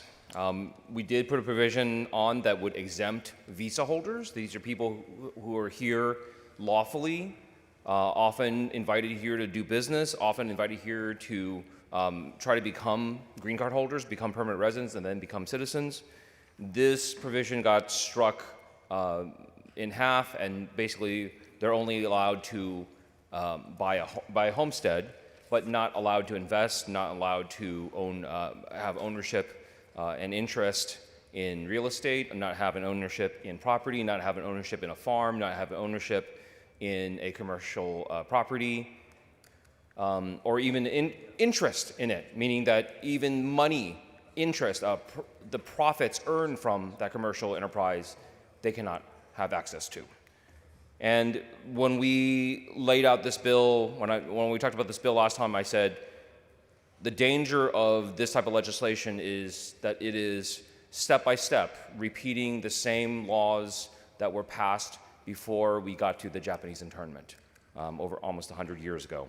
And today we saw, and I told you we would be banning land ownership, we would be banning employment, we would be banning education. And today we heard on Mr. Alderson's bill that we're now banning employment. We're not going to allow people from these countries to even come and assist us as being doctors. And here we have, again, a bill that restricts people from just living and having a life and having a business and being here. I would ask you all to vote no on the concurrence, and we should not accept this type of law. We should not go back down this road in history. Mr. Speaker. Mr. Anchia, for what purpose? Will the gentleman yield for a few questions? The gentleman yield for questions. He yields for questions. Thank you, Mr. Wu. You did provide that admonition in the discussion that we had on the bill, on the House bill, or pardon me, on the bill when it came through the House. During that House debate, there was an amendment that was added by Representatives Button and Shaheen that, while I didn't think it was the most artful way to do it, it gutted the most egregious portions of the bill because it allowed for people like visa holders who are practicing medicine at UT Southwestern or any of the hospitals in the medical district that I represent to be able to to be able to own a home. Or researchers at UT. Or researchers in the medical district. Any number of things. Right. I just used that as an example because it hit close to home. So my question, based on that predicate, is you said that the Senate changed that definition and I think your words were like cut it in half, right? Is it still possible for a person here on an H-1B visa, by way of example, to invest in real property over 10 acres in an urban area in a limited partnership interest? What's your reading of the amendment? Not under this law. They can't even be a limited partner. No, in fact, In a Texas limited partnership, they can't even be a limited partner in an investment in real estate if it's more than 10 acres. so under this law, if they're a part of a business, that's their business. If there is a single Chinese immigrant in that business, on the board or anything else, it's done. So it is no longer owned, it is no longer having a controlling interest, simply a limited partnership interest. So if for example, I do a raise on a hotel, I do a fundraise, is it the effect of this amendment to say that if one of my investors, who may be a successful business person in Dallas on the board of the Chamber of Commerce by way of example, but they were originally from Hong Kong, they would not be able to be a limited partner in a Texas limited partnership that owns the hotel? So in this bill, in the various versions of this bill, they have both done relaxed restrictions on businesses, on how, what percentage of ownership and what percentage of control is needed to be in violation, and there were very strict versions of what is allowed. The version we have right now is the very strict version. All right, so you can't even be a passive investor. Potentially, the way I read this bill, the way it's drafted, the restrictions on what kind of companies can fall into this bill based on who is on your board, who is a partner, who is an investor, is very strict. And I hesitate to go into it here because it's so complicated. All right, well, I'll wait for the bill author to ask him those questions. Thank you. Thank you. Mr. Tinderholt in favor.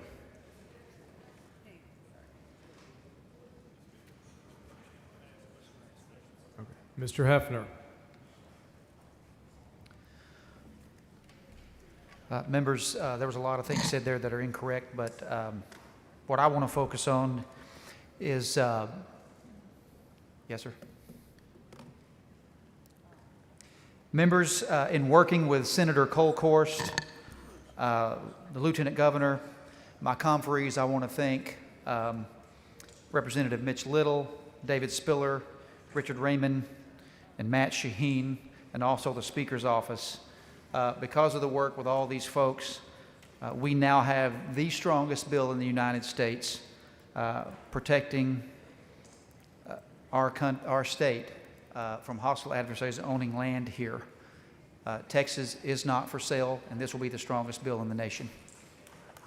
Mr. Speaker. Mr. Anchia, for what purpose?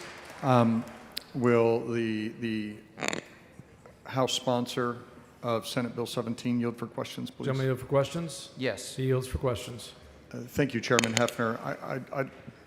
You heard my back and forth with Representative Wu. I want to get at that very important question that I'm asking. Does this bill prohibit a real estate investor who may originally be from Hong Kong from investing in a Texas limited partnership as a limited partner? If he is here legally, let's say she for he or okay. she is here lawfully, they can still own a partial interest. They cannot own a controlling interest. Okay, so they could be, again, limited partners are not controlling. You have your general partner that controls the limited partnership. Correct. We were careful to say, we didn't say 51%. We said they cannot have a controlling interest. Okay, so they could be a passive investor in a real estate transaction. Now, what if the head of the Greater Dallas Asian American Chamber of Commerce was from Hong Kong or... When you say from, what do you mean? Do you mean born domiciled? There. Born there. It doesn't matter where you're born. It doesn't matter where you're born. It matters where you're domiciled. Uh-huh.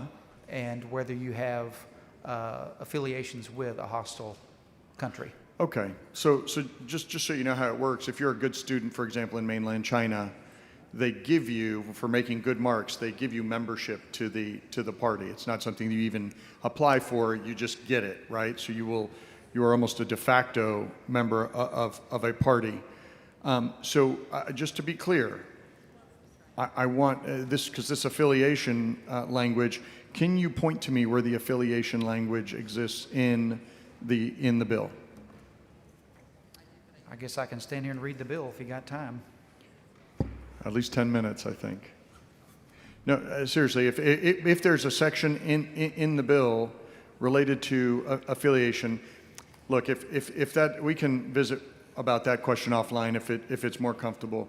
On prohibition or purchase of or acquisition of real property in section 5.253, this is on page 7, it says, notwithstanding any other law, the following may not purchase or otherwise acquire an interest in real property in this state, right?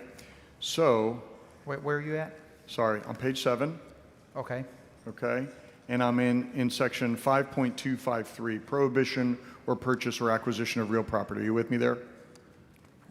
It's on line 7 and 8. On page 7? This is in the conference committee report, page 7. Give me just a second. Okay. I don't know where that. Ah.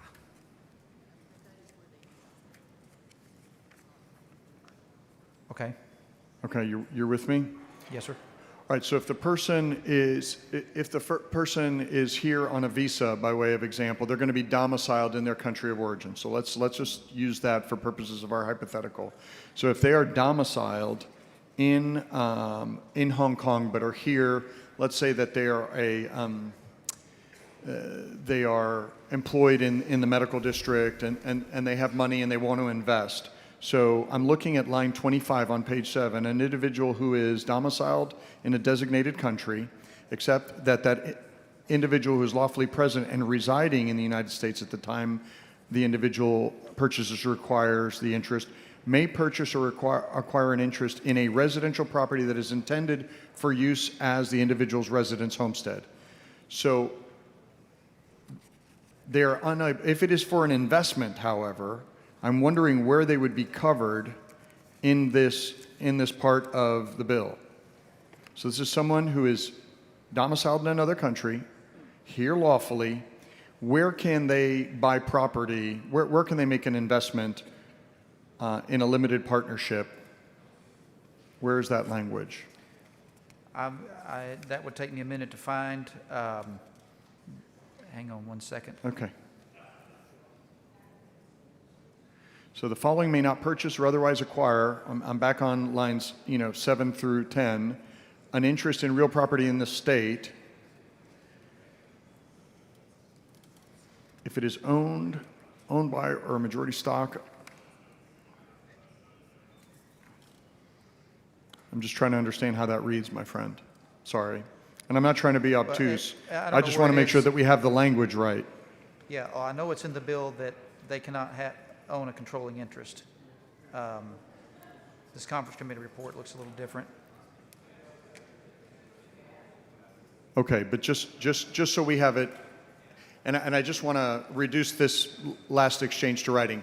It is, you are representing to the body that a person who is from a designated country, right? Because we have designated of country designation, who is from Hong Kong, can own a limited partnership interest in a Texas limited partnership so long as they are here lawfully. Correct. Is that correct? Yes, All right. They cannot own a controlling interest. But they can have a limited partnership interest. Yes. Otherwise would be a passive interest. Correct. Mr. Speaker, Here for what purpose? I'd like to reduce this last exchange between Chairman Hefner and I to writing and have it placed in the journal. Members, you've heard the motion. Is there objection? Chair is none so ordered. Thank you, Mr. Speaker. Thank you, Mr. Chairman. Mr. Tinderholt, for what purpose? Will the gentleman yield for questions? Gentleman yield for questions? Yes. He yields for Thank you. questions. So essentially what happened was the amendment that was coined or kind of became the Shaheen Amendment was removed over in the Senate. Is that correct? Correct. And the Toth Amendment was strengthened even more. I thought that it was a good amendment, but it was even more strengthened and added in. Is that Correct. The Toth Amendment gave an exception for residents, for homestead residents. but it could have been construed as unlimited acres could be owned attached to that residence. So what the Senate did was they added the definition that's in the tax code of homestead, which is you can own up to 10 acres in the city and 20 acres in the county. I'd like to say thank you for the work you did on this. You worked with myself and several other members here. I can't wait to vote on the most amazing bill of its type in the country. So thank you for all the hard work you did and for what the Senate did. Thank And I you. appreciate your help. You helped a lot as well. Members, this really is the strongest bill in the nation. We believe it's fair. We believe it's strong. We believe it will help protect this state. And so look forward to y'all voting for it and getting this thing signed into law.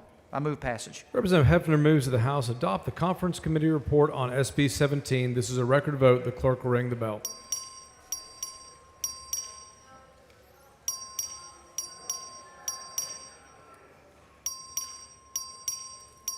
Have all members voted? Have all members voted? 85 ayes, 57 nays. The Conference Committee report is adopted.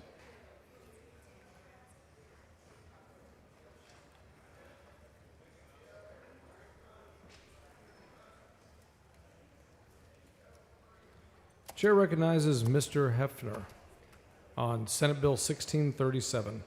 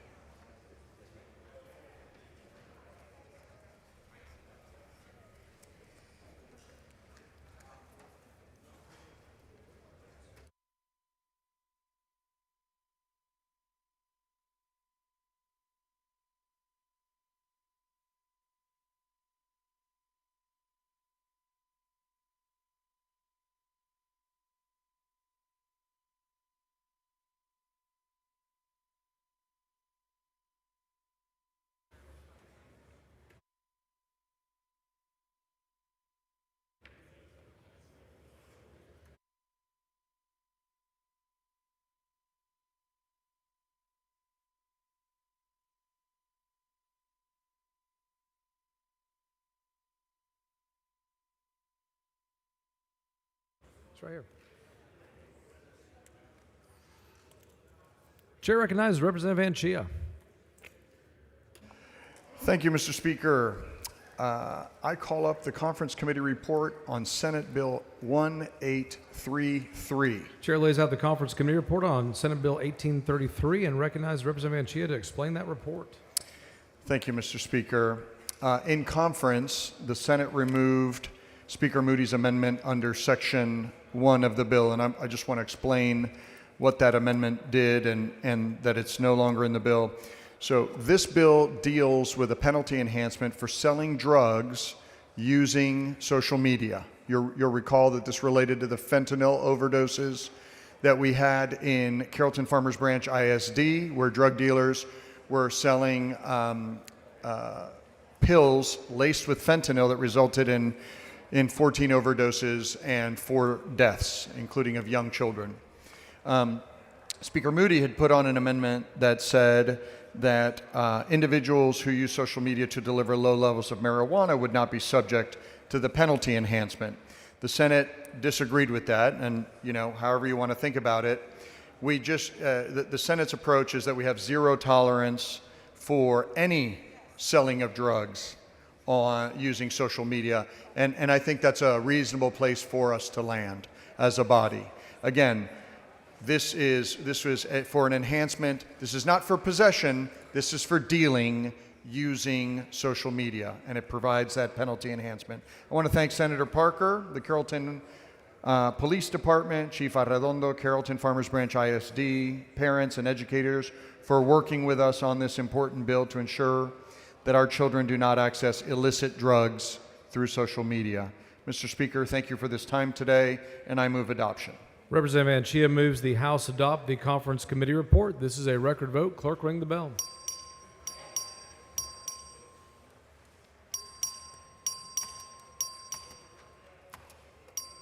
Have all members voted? 129 ayes and 5 nays. The Conference Committee report is adopted. Chair recognizes Representative Kitzman. Thank you, Mr. Speaker. I call up the Conference Committee report on Senate Bill 2155. Chair lays out the Conference Committee report on Senate Bill 2155 and recognizes Mr. Kitzman to explain the report. Thank you, Mr. Speaker and members. The Conference Committee report reflects the work done by Senator Perry and me to ensure that this is a workable solution for the practical implementation by TDLR to integrate the State Board of Veterinary Medical Examiners successfully.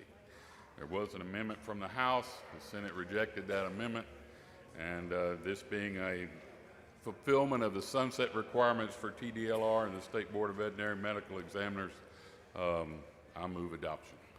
The Representative Kitzman moves that the House adopt the Conference Committee report. This is a record vote. Clerk, ring the bell.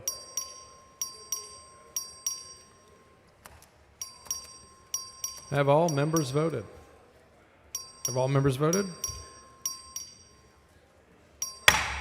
109 ayes and 28 nays. The Conference Committee report is adopted. Ms. Leo Wilson, for what purpose?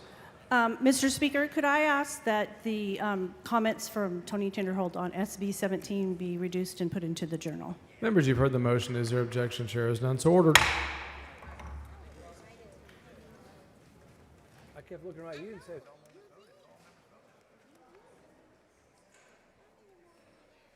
Chair recognizes Representative Capriglione.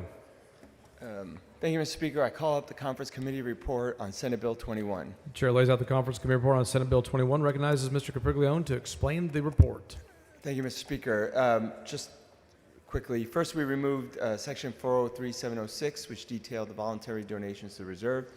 And then, secondly, we kept Representative Garcia's amendment that moved the market capitalization for eligible cryptocurrency, where currency must have a market cap of $500 billion for the last 24 months. And finally, we removed the ability for the reserve to engage in staking in loans, only permitting them to hold, to have cold storage bitcoins or trade derivatives if they see fit. The reserve may still work with the qualified liquidity providers to accomplish purposes of this bill. It is for this reason that I move the adoption of the Conference Committee report. Representative Capriglione moves the House adopt the Conference Committee report. Record vote. Clerk, ring the bell. Mr. Capriglione voting aye. Lujan voting aye. Have all members voted? 110 ayes, 25 nays. The Conference Committee report is adopted. Chair recognizes Mr. Lujan. Thank you, Mr. Speaker. I call up Senate Bill 2778 with Senate amendments.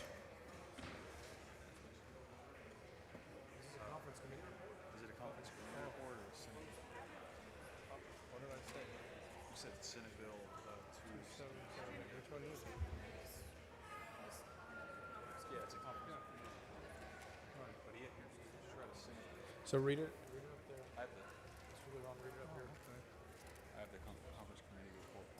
Oh, okay. All right, Mr. Speaker, I call up the Conference Committee report on 2778.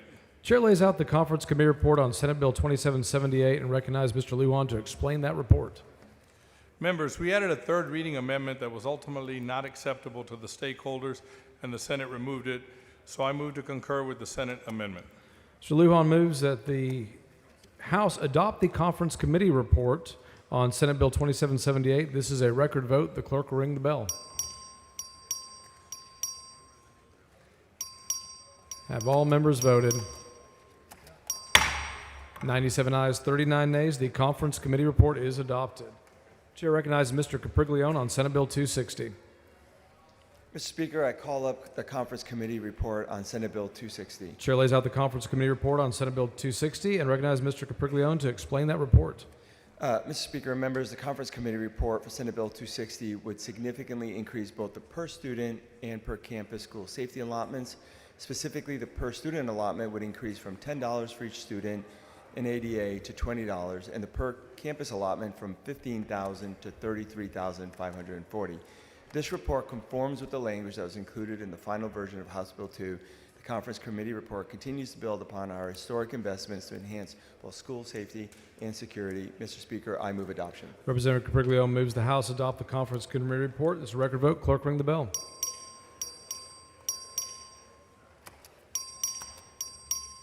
Have all members voted? 132 ayes and 1 nay. The conference committee report is adopted.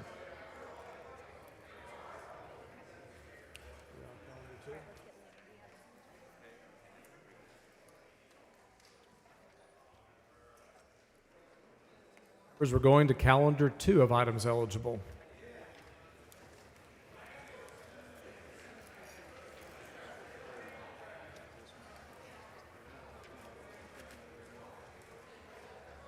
Chair recognizes Mr. Landgraf on House Bill 4112. Thank you, Mr. Speaker. I call up House Bill 4112 with Senate amendments. Chair lays out House Bill 4112 with Senate amendments. Recognize Mr. Landgraf to explain the Senate amendments.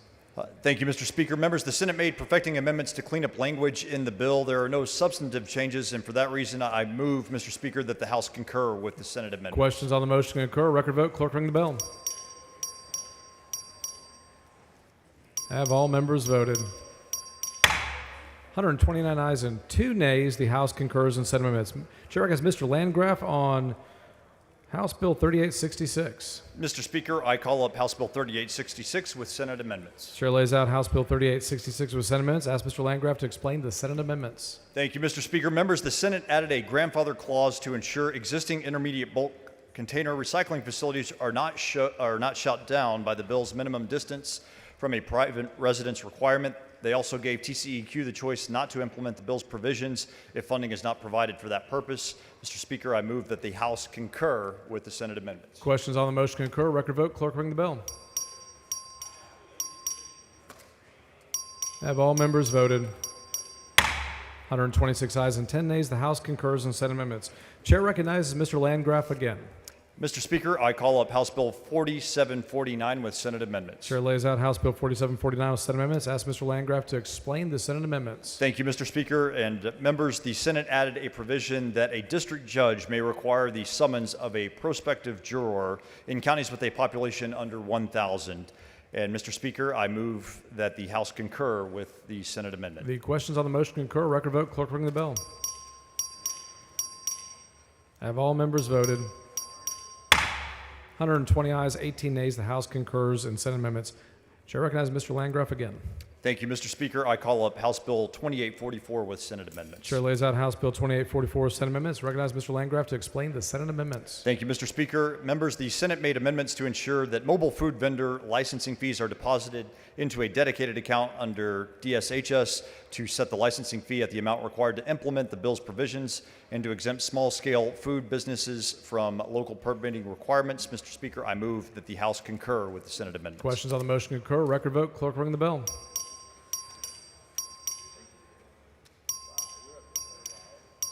All members voted. 102 ayes, 36 nays. The House concurs in Senate amendments. Chair recognizes Mr. Capriglione. Thank you, Mr. Speaker. Members, I call up House Bill 150 with Senate amendments. Chair lays out House Bill 150 with Senate amendments. Recognize Mr. Capriglione to explain the Senate amendments. Thank you, Mr. Speaker. Members, the Senate made some really great amendments to this bill, further delineating the command as a state agency, moving the remainder of cybersecurity operations and powers, TexRAMP, and cybersecurity operations over. So therefore, I move to Mr. Speaker, Let's go see here for what purpose? does the gentleman yield for some questions? Gentleman yield for questions? I do. He yields for questions. Thank you so much. Representative Capriglione, I know we've had some conversations. Are you aware that I represent San Antonio and Bexar County? I do, yes. And are you aware that San Antonio and Bexar County is one of the up-and-coming cybersecurity hubs in Texas? It has the highest concentration of cybersecurity assets outside of Washington, D.C. I couldn't be more proud. I know as a retired military member myself, I actually retired from Lackland Air Force Base and was a facility manager at Kelly Air Force Base, which is now our cybersecurity hub over there in Techport. We have so many organizations and national security organizations that partner with the DoD. Do you believe that this bill right here will set Texas as being one of the leading states in the nation when it comes to defense of cybersecurity in our state? Not one, the leading state in the entire country in cybersecurity. Thank you so much for bringing this Thank you. forward, sir. This is so important for our state. Thank you. Thank you. Members, I move to concur with Senate amendments. The questions on the motion to concur. Record vote. Clerk, ring the bell. Mr. Capriglione voting aye. Have all members voted? Being 115 ayes and 21 nays, the House concurs with Senate amendments. Members, we're going back.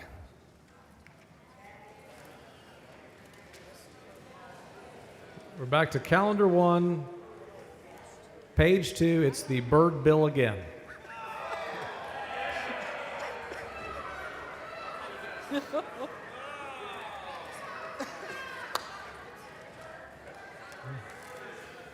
Chair recognizes Mr. Vasut on the Byrd bill. Mr. Speaker? Summing up the Byrd Ms. bill. Sweeter, for what and purpose? to- Will the gentleman yield Yeah, for let me- questions? Let me lay the bill out again, Yeah. Ms. Sweeter. Give me the Byrd bill. The chair lays out House Bill 3556 with Senate amendments. Ask Mr. Vasut to explain the Senate amendments. Mr. Speaker? Ms. Sweeter, for what purpose? Will the gentleman yield for a question? Gentlemen yield for questions. Cacaw. Representative Yes, I'll yield Vasut. for questions. What is your favorite bird? Oh, that's actually a really good question. I don't know if I've ever thought of that before. But in this case, it would be a migrating bird that doesn't hit a windmill. So, members, because of the rigmarole on the Byrd bill earlier today, we've decided to go to conference because why not? That's what we got.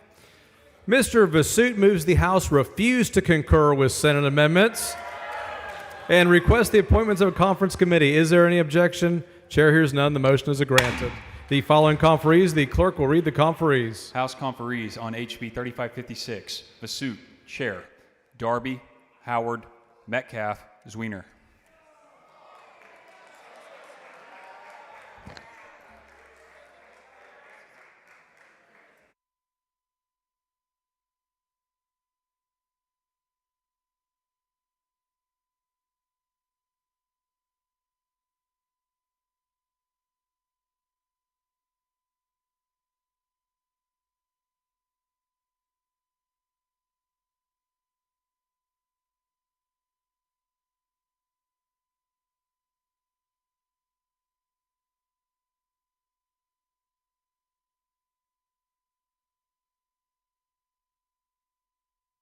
Is Mr. Patterson on the floor of the House?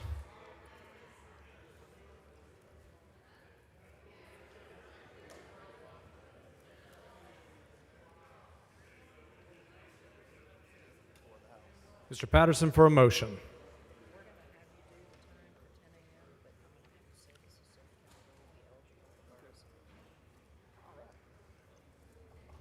Thank you, Mr. Speaker. Mr. Speaker, I move to set a congratulatory and memorial resolutions calendar for 10 a.m. Sunday, June 1st. This is so the calendar will be eligible regardless of what time the House convenes. Members, you've heard the motion. Is there objection? Chair hears none. So ordered.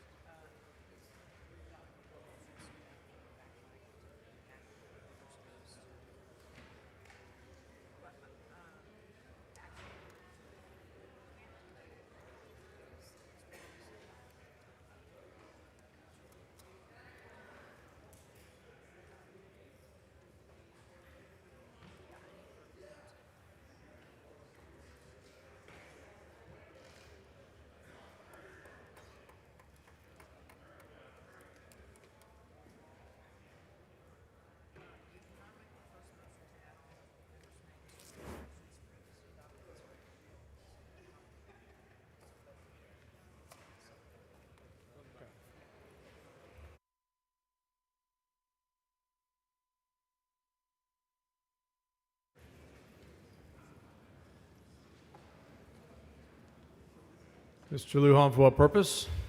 Yes, Mr. Speaker, I move to have all remarks made on this resolution or H.R. 1028 to be printed and placed in the journal. Members, you heard the motion. Is there any objection? Chair is none. So ordered.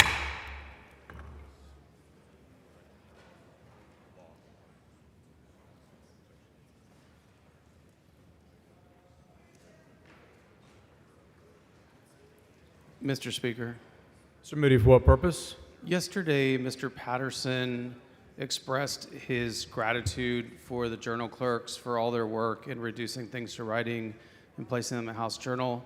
I would like to move to reduce Mr. Patterson's gratitude to writing and place it in the House Journal. I think that's a wonderful motion. Is there any objection? Chair is none, so ordered.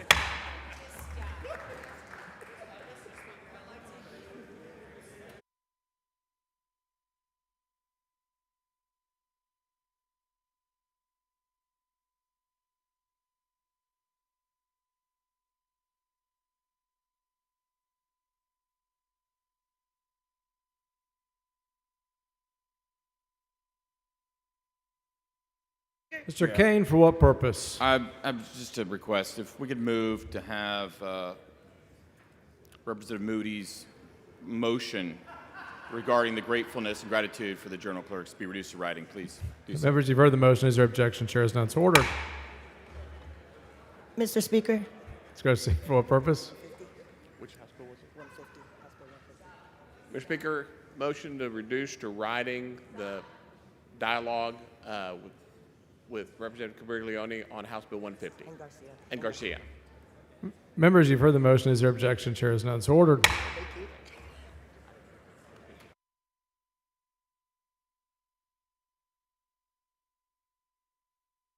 Members, the Speaker's desk is clear.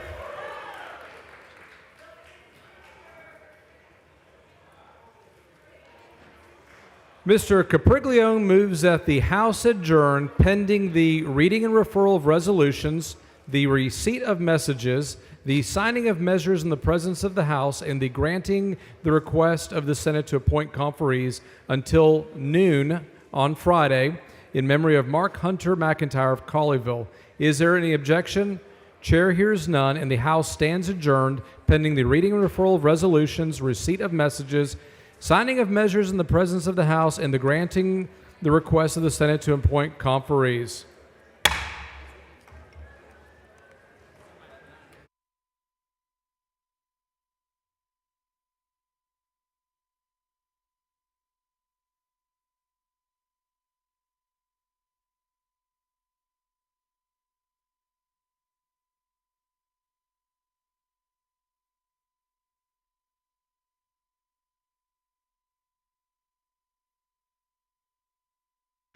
The following resolutions on first reading and referral. HCR number 165 by Hunter, designating Fulton as the official oyster capital of Texas for a 10-year period ending in 2035. Referred to the Committee on Culture, Recreation, and Tourism. The following resolutions being referred to the Committee on Local consent calendars. The following resolutions by Lowe are being referred to the Committee on Local and consent calendars. HCR 158 through HCR 164 and HR 1367. HR 1368 by Paul. The following resolutions by Leo Wilson are being referred to the Committee on Local consent calendars. HR 1369 through HR 1370 and HR 1426. Following resolutions by Gonzalez of El Paso are being referred to the Committee on Local consent calendars. HR 1371 through HR 1379. The following resolutions by Busey are being referred to the Committee on Local consent calendars. HR 1380 through HR 1381, HR 1384, HR 1386, HR 1422, HR 1439, and HR 1442 through HR 1445. HR 1382 by Flores, HR 1383 by Anchia, HR 1385 by Moody. Following resolutions by Jones of Dallas are being referred to the Committee on Local consent calendars. HR 1387 through HR 1390, HR 1392, HR 1417 through HR 1420, and HR 1427 through HR 1436. HR 1391 by Lauterbach, HR 1393 by Noble. The following resolutions by Buckley are being referred to the Committee on Local consent calendars. HR 1395 through HR 1396 and HR 1458.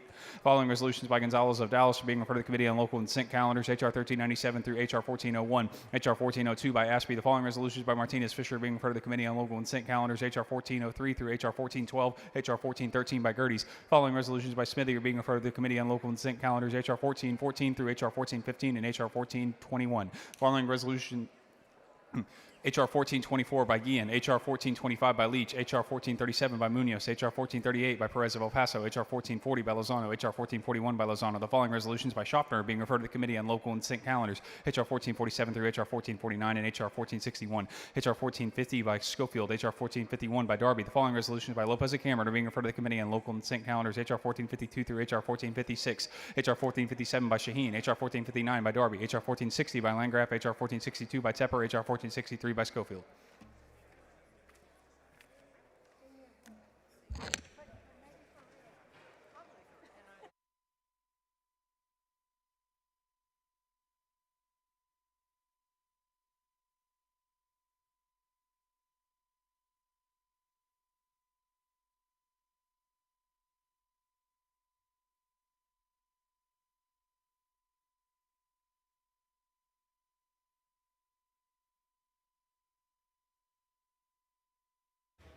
The House will stand at ease.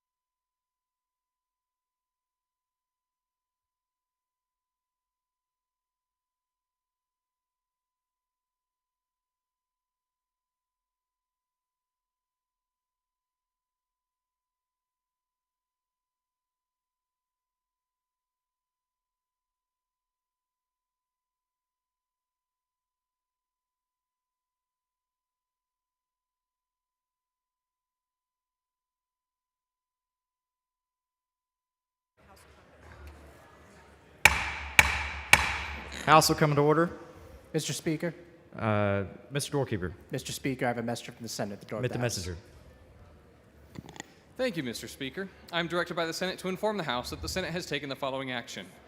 The Senate has concurred in the House amendments to the following measures. SB 6, 31 ayes, 0 nays. SB 9, 29 ayes, 2 nays. SB 40, 28 yeas, 3 nays. SJR 5, 31 yeas, 0 nays. The Senate has refused to concur in the House amendments to the following measures and requests the appointment of a conference committee to adjust the differences between the two houses. SB 568 conferees. Thank you, Mr. Messenger. This will stand at ease.